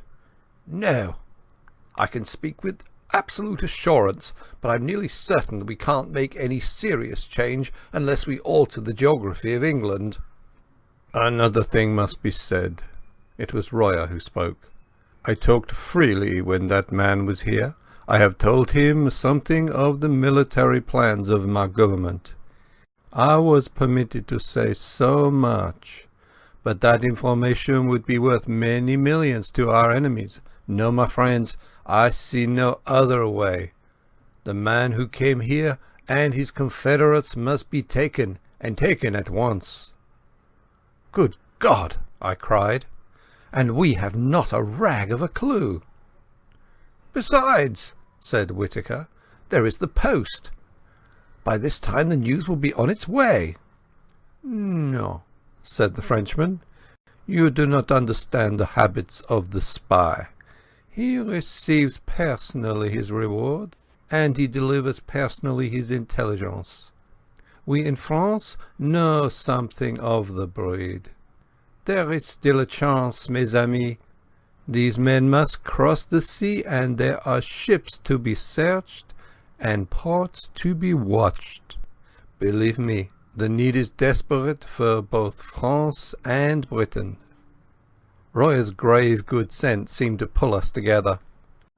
He was the man of action among fumblers, but I saw no hope in any face, and I felt none.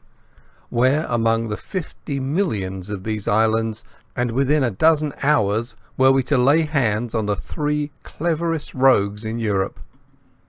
Then I had an inspiration. "Where is Scudder's book?" I asked Sir Walter. "Quick, man, I remember something in it." He unlocked the drawer of a bureau and gave it to me. I found the place. 39 steps, I read, and again 39 steps. I counted them. High tide, 10:17 p.m. The Admiralty man was looking at me as if he thought I had gone mad. "Don't you see it's a clue?" I cried. "Scudder knew where these fellows laired. He knew where they were going to leave the country, though he kept the name to himself.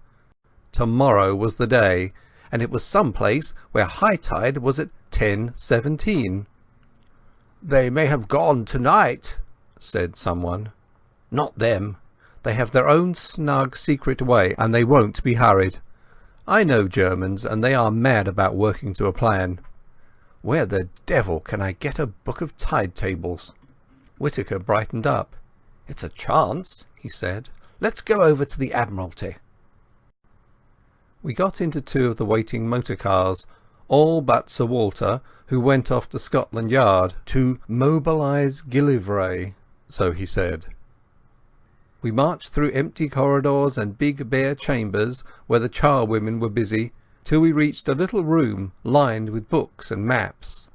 A resident clerk was unearthed, who presently fetched from the library the Admiralty tide tables.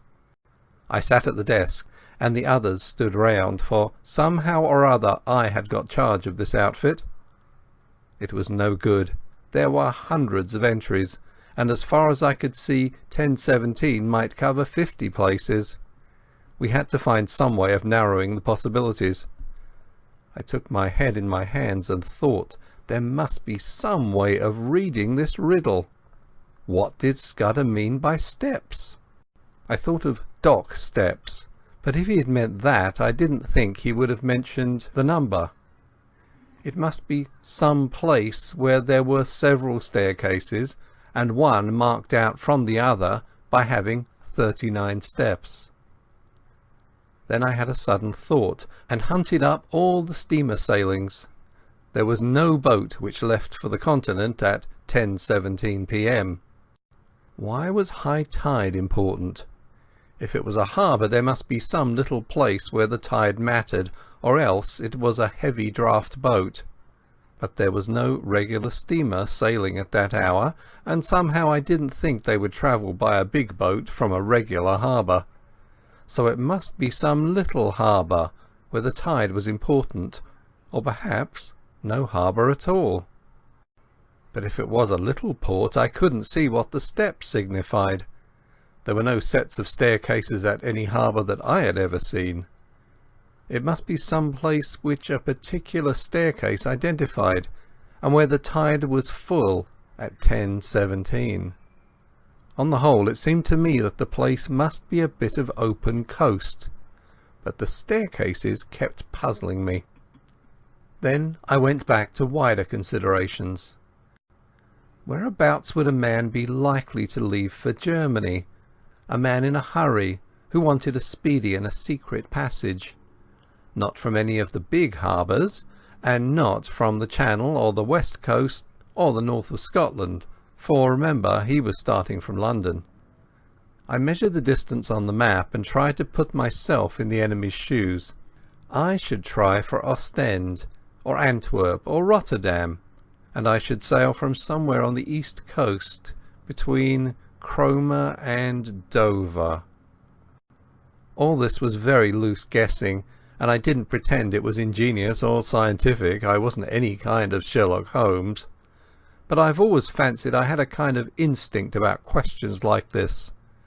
I don't know if I can explain myself, but I used to use my brains as far as they went, and after they came to a black wall I guessed, and I usually found my guesses pretty right. So I set out all my conclusions on a bit of Admiralty paper. They ran like this. Fairly certain. 1. Place where there are several sets of stairs. One that matters, distinguished by having 39 steps. 2. Full tide at 10:17 p.m, leaving shore only possible at full tide. 3. Steps, not dock steps, and so place probably not harbour. 4. No regular night steamer at 10:17. Means of transport must be a tramp, unlikely, yacht or fishing boat. There my reasoning stopped. I made another list, which I headed Guessed, but I was just as sure of the one as the other. Guessed. 1. Place not harbour but open coast. 2. Boat small, trawler, yacht or launch. 3. Place somewhere on east coast between Cromer and Dover. It struck me as odd that I should be sitting at that desk with a cabinet minister, a field marshal, 2 high government officials and a French general watching me, while from the scribble of a dead man I was trying to drag a secret which meant life or death for us. Sir Walter had joined us, and presently MacGillivray arrived. He had sent out instructions to watch the ports and railway stations for the 3 gentlemen whom I had described to Sir Walter. Not that he or anybody else thought that it would do much good. "Here's the most I can make of it," I said. "We've got to find a place where there are several staircases down to the beach, one of which has 39 steps. I think it's a piece of open coast with biggish cliffs somewhere between the Wash and the Channel. Also, it's a place where full tide is at 10:17 tomorrow night." Then an idea struck me.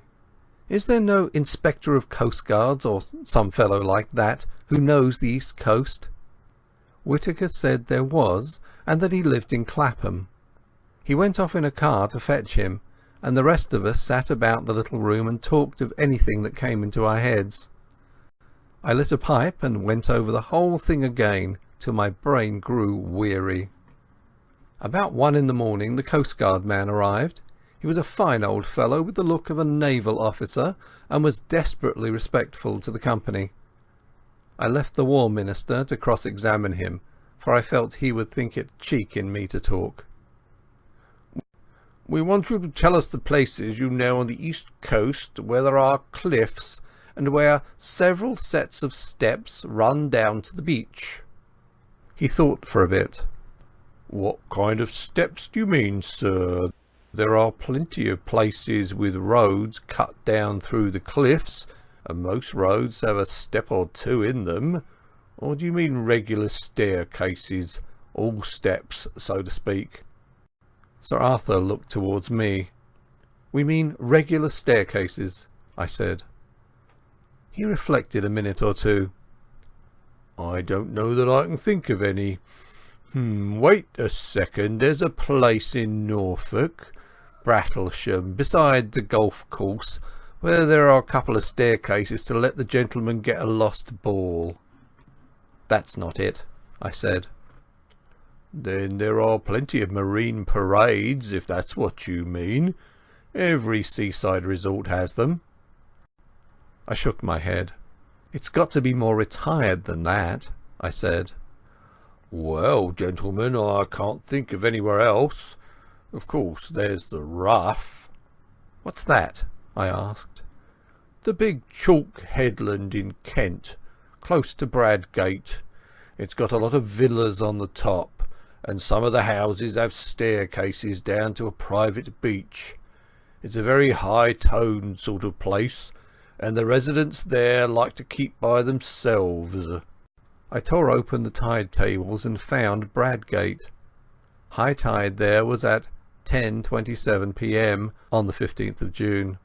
"We're on the scent at last," I cried excitedly. "How can I find out what is the tide at the Rough?" "I can tell you that, sir," said the coastguard man. "I once was let a house there in this very month, and I used to go out at night to the deep sea fishing. The tide's 10 minutes before Bradgate." I closed the book and looked round at the company. "If one of those staircases has 39 steps, we have solved the mystery, gentlemen," I said. "I want the loan of your car, Sir Walter, and a map of the roads. If Mr MacGillivray will spare me 10 minutes, I think we can prepare something for tomorrow." It was ridiculous in me to take charge of the business like this, but they didn't seem to mind, and after all I had been in the show from the start. Besides, I was used to rough jobs, and these eminent gentlemen were too clever not to see it. It was General Royer who gave me my commission. "I, for one," he said, "am content to leave the matter in Mr Hannay's hands." By 3:30 I was tearing past the moonlit hedgerows of Kent, with MacGillivray's best man on the seat beside me. End of chapter 9. Chapter 10. The last chapter. Various parties converging on the sea. A pink and blue June morning found me at Bradgate, looking from the Griffin Hotel over a smooth sea to the lightship on the Cock Sands, which seemed the size of a bellboy. A couple of miles further south, and much nearer the shore, a small destroyer was anchored. Scaife, MacGillivray's man, who had been in the Navy, knew the boat, and told me her name and her commander's, so I sent off a wire to Sir Walter. After breakfast, Scaife got from a house agent a key for the gates of the staircases on the Rough. I walked with him along the sands, and sat down in a nook of the cliffs while he investigated the half-dozen of them. I didn't want to be seen, but the place at this hour was quite deserted, and all the time I was on that beach I saw nothing but the seagulls. It took him more than an hour to do the job, and when I saw him coming towards me, conning a bit of paper, I can tell you my heart was in my mouth. Everything depended, you see, on my guess proving right. He read aloud the number of steps in the different stairs. 34, 35, 39, 42, 47 and 21, where the cliffs grew lower. I almost got up and shouted. We hurried back to the town and sent a wire to MacGillivray. I wanted half a dozen men, and I directed them to divide themselves among different specified hotels. Then Scaife set out to prospect the house at the head of the 39 steps. He came back with news that both puzzled and reassured me. The house was called Trafalgar Lodge, and belonged to an old gentleman called Appleton, a retired stockbroker, the house agent said. Mr Appleton was there a good deal in the summer-time, and was in residence now, had been for the better part of a week. Scaife could pick up very little information about him, except that he was a decent old fellow who paid his bills regularly and was always good for a fiver for a local charity. Then Scaife seems to have penetrated to the back door of the house, pretending he was an agent for sewing machines. Only 3 servants were kept, a cook, a parlour-maid and a housemaid, and they were just the sort that you would find in a respectable middle-class household. The cook was not the gossiping kind, and had pretty soon shut the door in his face, but Scaife said he was positive she knew nothing. Next door there was a new house building, which would give good cover for observation, and the villa on the other side was to let, and its garden was rough and shrubby. I borrowed Scaife's telescope, and before lunch went for a walk along the rough. I kept well behind the rows of villas, and found a good observation point on the edge of the golf course. There I had a view of the line of turf along the cliff top, with seats placed at intervals, and the little square plots railed in and planted with bushes, whence the staircases descended to the beach. I saw Trafalgar Lodge very plainly. A red brick villa with a veranda, a tennis lawn behind, and in front the ordinary seaside flower garden full of marguerites and scraggly geraniums. There was a flagstaff from which an enormous Union Jack hung limply in the still air. Presently I observed someone leave the house and saunter along the cliff.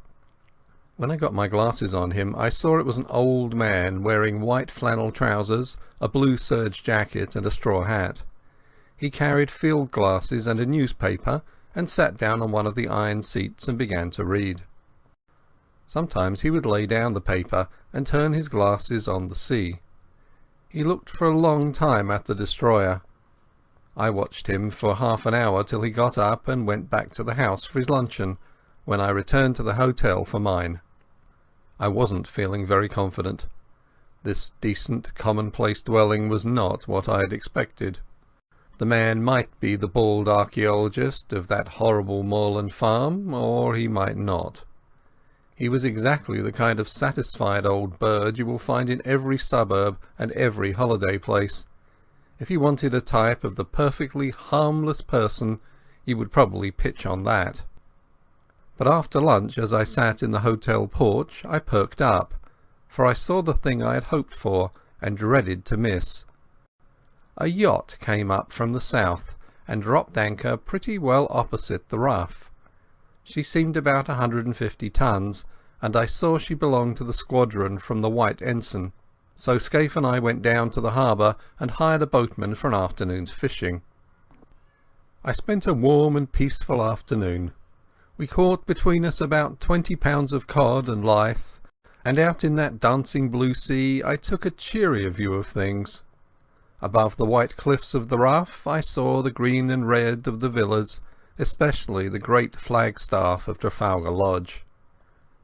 About 4 o'clock, when we had fished enough, I made the boatman row us round the yacht, which lay like a delicate white bird, ready at a moment to flee. Scaife said she must be a fast boat from her build, and that she was pretty heavily engined. Her name was the Ariadne, as I discovered from the cap of one of the men who was polishing brasswork. I spoke to him, and got an answer in the soft dialect of Essex. Another hand that came along passed me the time of day in an unmistakable English tongue.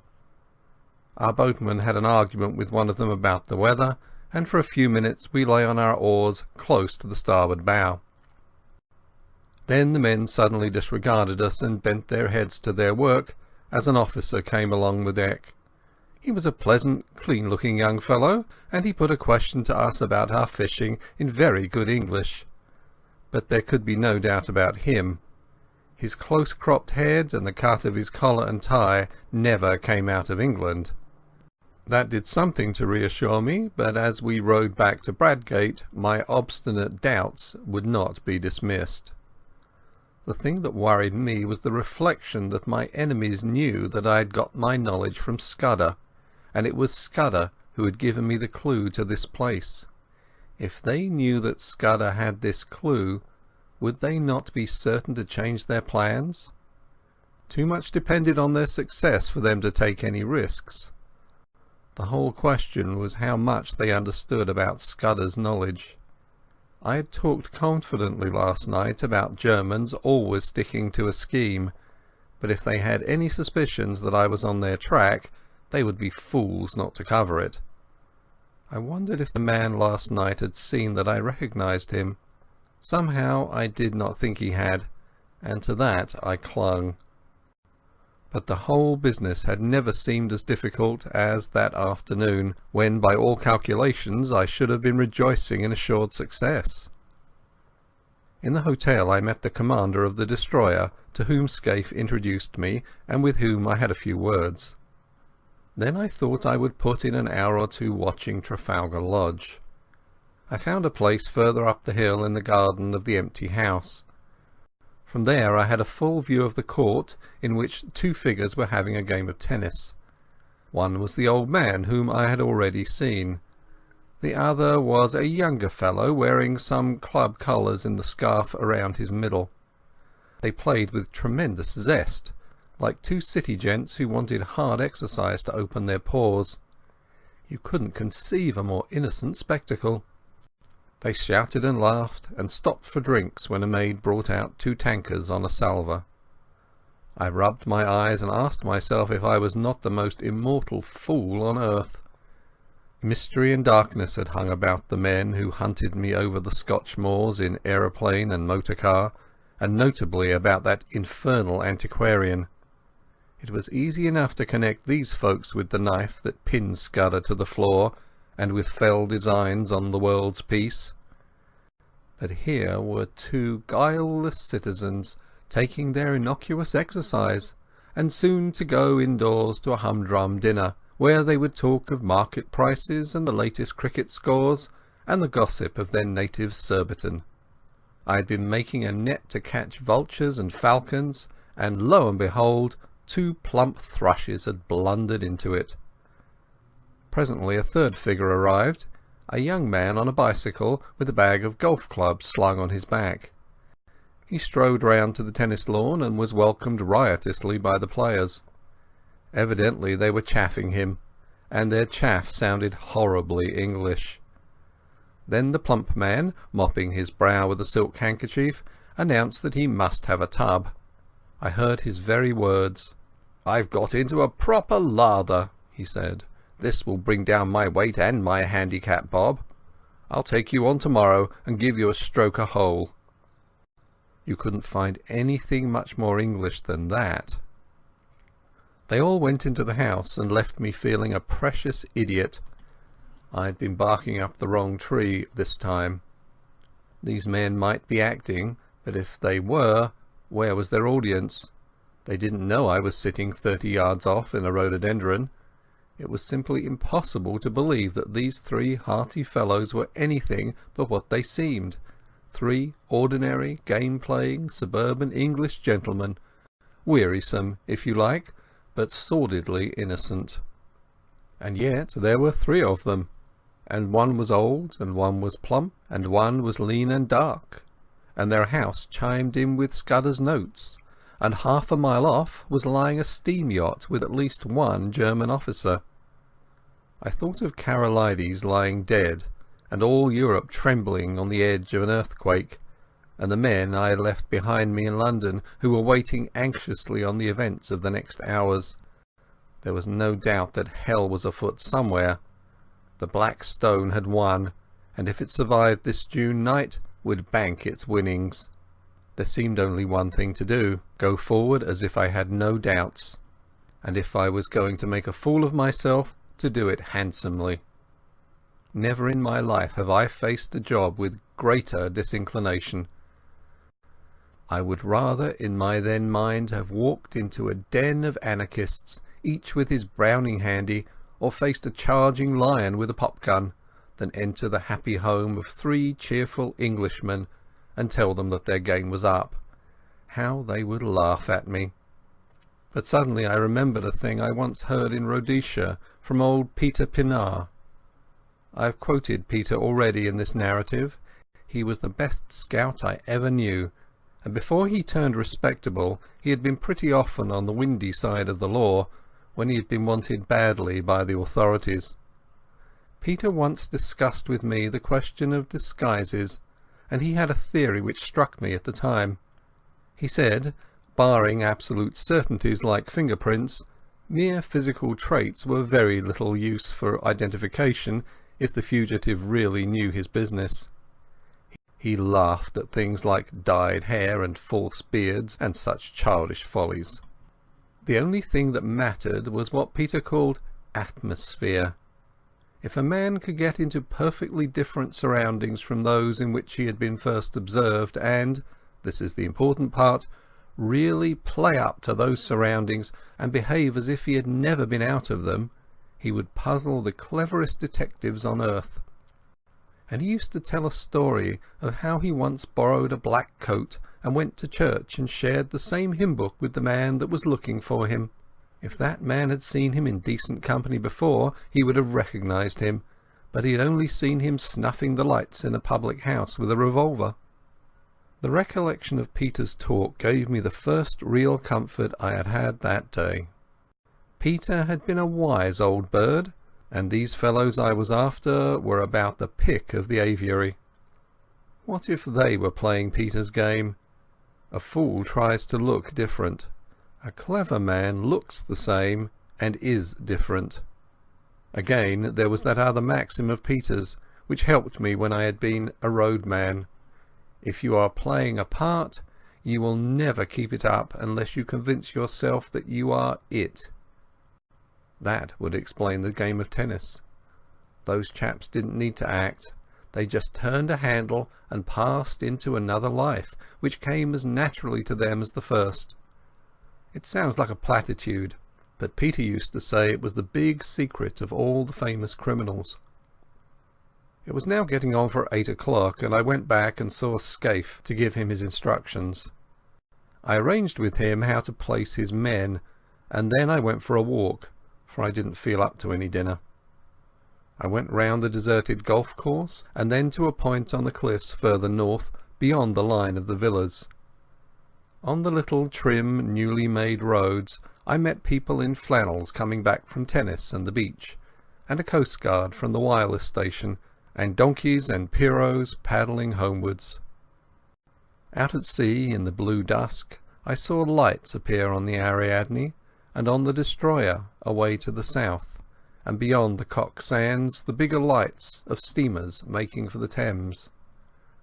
The whole scene was so peaceful and ordinary that I got more dashed in spirits every second. It took all my resolution to stroll towards Trafalgar Lodge about 9:30. On the way I got a piece of solid comfort from the sight of a greyhound that was swinging along at a nursemaid's heel. He reminded me of a dog I used to have in Rhodesia, and of the time when I took him hunting with me in the Pali Hills. We were after rhebok, the dun kind, and I recollected how we had followed one beast, and both he and I had clean lost it. A greyhound works by sight, and my eyes are good enough, but that buck simply leaked out of the landscape. Afterwards I found out how it managed it. Against the grey rock of the kopjes it showed no more than a crow against the thundercloud. It didn't need to run away. All it had to do was to stand still and melt into the background. Suddenly, as those memories chased across my brain, I thought of my present case and applied the moral. The black stone didn't need to bolt. They were quietly absorbed into a landscape. I was on the right track, and I jammed that down in my mind and vowed never to forget it. The last word was with Peter Pienaar. Scaife's men would be posted now, but there was no sign of a soul. The house stood as open as a marketplace for anybody to observe. A 3-foot railing separated it from the cliff road. The low sound of voices revealed where the occupants were finishing dinner. Everything was as public and above board as a charity bazaar. Feeling the greatest fool on earth, I opened the gate and rang the bell. A man of my sort, who has travelled about the world in rough places, gets on perfectly well with 2 classes, what you may call the upper and the lower. He understands them, and they understand him. I was at home with herds and tramps and roadmen, and I was sufficiently at my ease with people like Sir Walter and the men I had met the night before. I can't explain why, but it is a fact. But what fellows like me don't understand is the great, comfortable, satisfied middle-class world, the folk that live in villas and suburbs. He doesn't know how they look at things, he doesn't understand their conventions, and he is as shy of them as a black mamba. When a trim parlour-maid opened the door, I could hardly find my voice. I asked for Mr. Appleton and was ushered in. My plan was to walk straight into the dining-room, and by a sudden appearance wake in the men that start of recognition which would confirm my theory. But when I found myself in that neat hall, the place mastered me. There were the golf clubs and the tennis rackets, the straw hats and caps, the rows of gloves, the sheaf of walking sticks, which you will find in 10,000 British homes. A stack of neatly folded coats and waterproofs covered the top of an old oak chest. There was a grandfather clock ticking, and some polished brass warming pans on the walls, and a barometer, and a print of Chiltern winning the St. Leger. The place was as orthodox as an Anglican church. When the maid asked me for my name, I gave it automatically, and was shown into the smoking room on the right side of the hall. That room was even worse. I hadn't time to examine it, but I could see some framed group photographs above the mantelpiece, and could have sworn they were English public school or college. I had only one glance, for I managed to pull myself together and go after the maid. But I was too late. She had already entered the dining-room and given my name to her master, and I had missed the chance of seeing how the three took it. When I walked into the room, the old man at the head of the table had risen and turned round to meet me. He was in evening dress, a short coat and black tie, as was the other whom I had called in my mind the plump one. The third, the dark fellow, wore a blue serge suit and a soft white collar and the colours of some club or school. The old man's manners were perfect. "Mr. Hannay," he said hesitatingly, "did you wish to see me? One moment, you fellows, and I'll rejoin you. We had better go to the smoking-room." Though I hadn't an ounce of confidence in me, I forced myself to play the game, and pulled up a chair and sat down on it. "I think we've met before," I said, "and I guess you know my business." The light in the room was dim, but so far as I could see their faces they played the part of mystification very well. "Maybe, said the old man. "I haven't a very good memory, but I'm afraid you must tell me your errand, for I really don't know it." "Well then," I said, and all the time I seemed to myself to be talking pure foolishness, "I've come to tell you that the game's up. I have here a warrant for the arrest of you three gentlemen." "Arrest?" said the old man, and he looked really shocked. "Arrest? Good God, what for?" "For the murder of Franklin Scudder in London on the 23rd day of last month." "I've never heard the name before," said the old man in a dazed voice. One of the others spoke up. "That was the Portland Place murder. I read about it." "Good heavens, you must be mad, sir. Where do you come from?" "Scotland Yard," I said.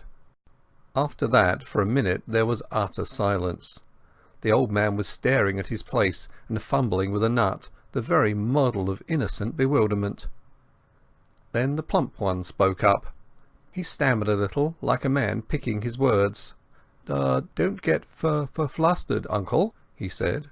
"It's all a ridiculous mistake, but these things happen sometimes, and we can easily set it right. It won't be hard to prove our innocence. I can show that I was out of the country on the 23rd of May, and Bob was in a nursing home. You were in London, but you can explain what you were doing." "Right, Percy, of course. That's easy enough. The 23rd. That was the day after Agatha's wedding. Let me see, what was I doing? I came up in the morning from Woking and lunched at the club with Charlie Simmons. Then, yes, I dined with the fishmongers, I remember, for the punch didn't agree with me and I was seedy the next morning. Hang it all, there's the cigar box I brought back from the dinner." He pointed to an object on the table and laughed nervously. "I think, sir," said the young man, addressing me respectfully, "you will see you are mistaken. We want to assist the law like all Englishmen, and we don't want Scotland Yard to be making fools of themselves. That's so, uncle?" "Certainly, Bob." The old fellow seemed to be recovering his voice. "Certainly. We'll do anything in our power to assist the authorities. But this is a bit too much. I can't get over it." "How Nelly will chuckle," said the plump man. "She always said that you would die of boredom because nothing ever happened to you, and now you've got it thick and strong." And he began to laugh very pleasantly. "By Jove, yes, just think of it. What a story to tell at the club. Really, Mr. Hannay, I suppose I should be angry to show my innocence, but it's too funny. I almost forgive you the fright you gave me. You looked so glum I thought I might have been walking in my sleep and killing people." It couldn't be acting. It was too confoundedly genuine. My heart went into my boots, and my first impulse was to apologize and clear out. But I told myself I must see it through, even though I was to be the laughing stock of Britain. The light from the dinner table candlesticks was not very good, and to cover my confusion I got up, walked to the door and switched on the electric light. The sudden glare made them blink, and I stood scanning the three faces. Well, I made nothing of it. One was old and bald, one was stout, one was dark and thin. There was nothing in their appearance to prevent them being the three who had hunted me in Scotland, but there was nothing to identify them. I simply can't explain why I, who, as a roadman, had looked into two pairs of eyes, and as Ned Ainsley into another pair, why I, who have a good memory and reasonable powers of observation, could find no satisfaction. They seemed exactly what they professed to be, and I could not have sworn to one of them.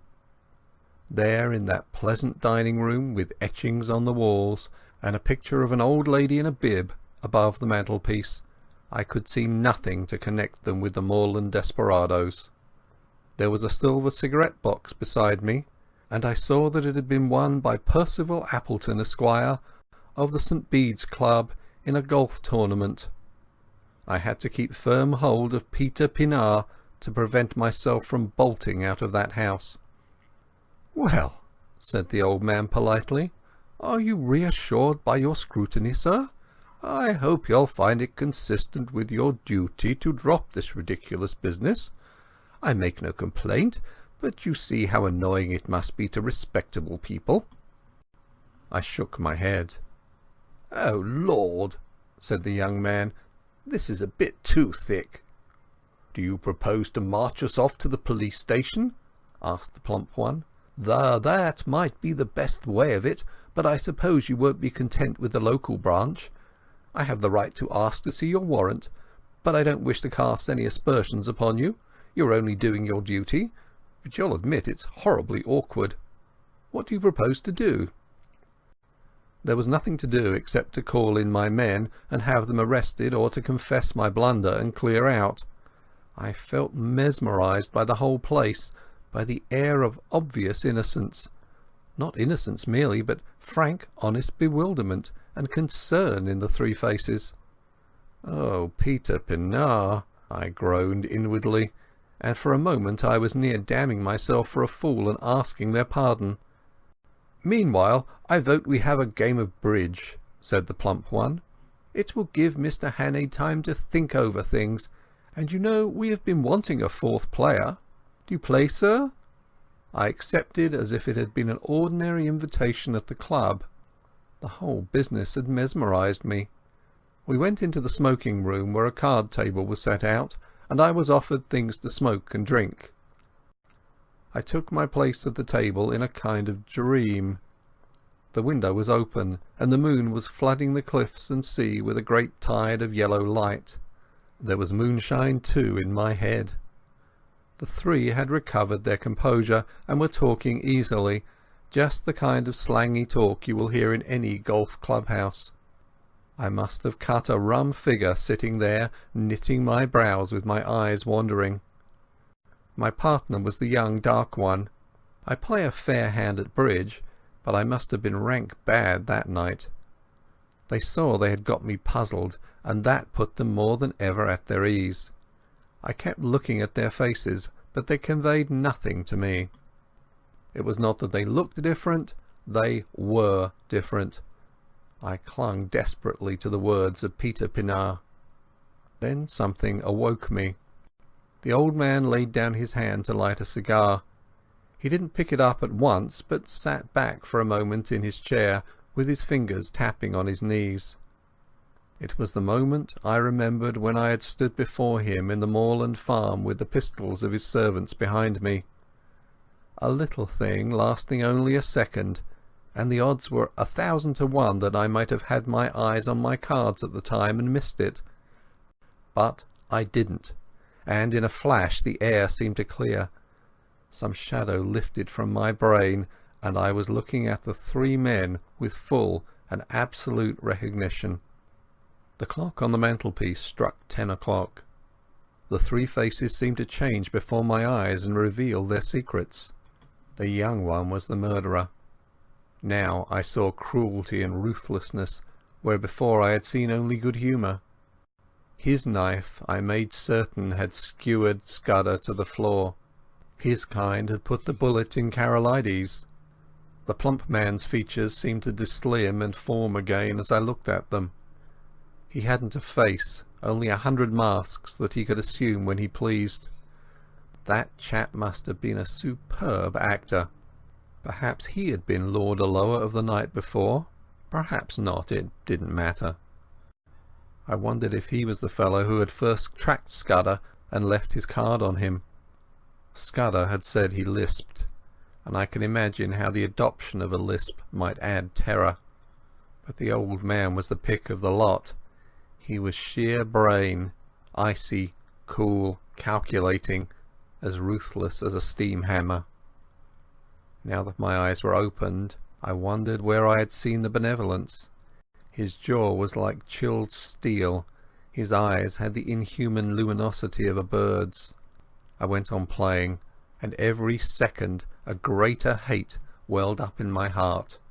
It almost choked me, and I couldn't answer when my partner spoke. Only a little longer could I endure their company. "Bob, look at the time," said the old man.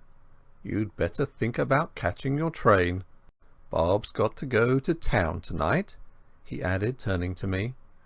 The voice rang now as false as hell. I looked at the clock, and it was nearly 10:30. "I'm afraid you must put off your journey," I said. "Oh, damn," said the young man. "I thought you'd drop that rot. I've simply got to go. You can have my address, and I'll give you any security you like." "No," I said. "You must stay." At that I think they must have realized that the game was desperate. Their only chance had been to convince me that I was playing the fool, and that had failed. But the old man spoke again. "I'll go bail for my nephew. That ought to content you, Mr. Hannay." Was it fancy, or did I detect some halt in the smoothness of that voice? There must have been, for as I glanced at him, his eyelids fell in that hawk-like hood which fear had stamped on my memory. I blew my whistle. In an instant the lights were out. A pair of strong arms gripped me round the waist, covering the pockets in which I might be expected to carry a pistol. "Schnell, Franz!" cried a voice. "Der Boot! Der Boot!" As it spoke I saw two of my fellows emerge in the moonlit lawn. The young dark man leapt for the window, was through it and over the low fence before a hand could touch him. I grappled the old chap, and the room seemed to fill with figures. I saw the plump one collared, but my eyes were all for the out-of-doors, where Franz sped on over the road towards the railed entrance to the beach stairs. One man followed him, but he had no chance.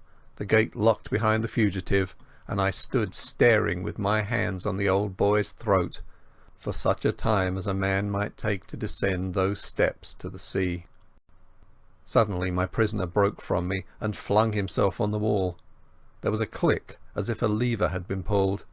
Then came a low rumbling far, far below the ground, and through the window I saw a cloud of chalky dust pouring out of the shaft of the stairway. Someone switched on the light. The old man was looking at me with blazing eyes. "He is safe," he cried. "You cannot follow him in time. He is gone. He has triumphed. Der Schwarzstein ist in der Siegeskrone." There was more in those eyes than any common triumph. They had been hooded like a bird of prey, and now they flamed with a hawk's pride. A white, fantastic heat burned in them, and I realized for the first time the terrible thing I had been up against. This man was more than a spy. In his foul way he had been a patriot. As the handcuffs clinked on his wrists, I said my last word to him. "I hope Franz will bear his triumph well. I ought to tell you that the Ariadne for the last hour has been in our hands." 3 weeks later, as all the world knows, we went to war. I joined the new army the first week, and owing to my Matabele experience got a captain's commission straight off. But I had done my best service, I think, before I put on khaki. End of chapter 10 and end of The 39 Steps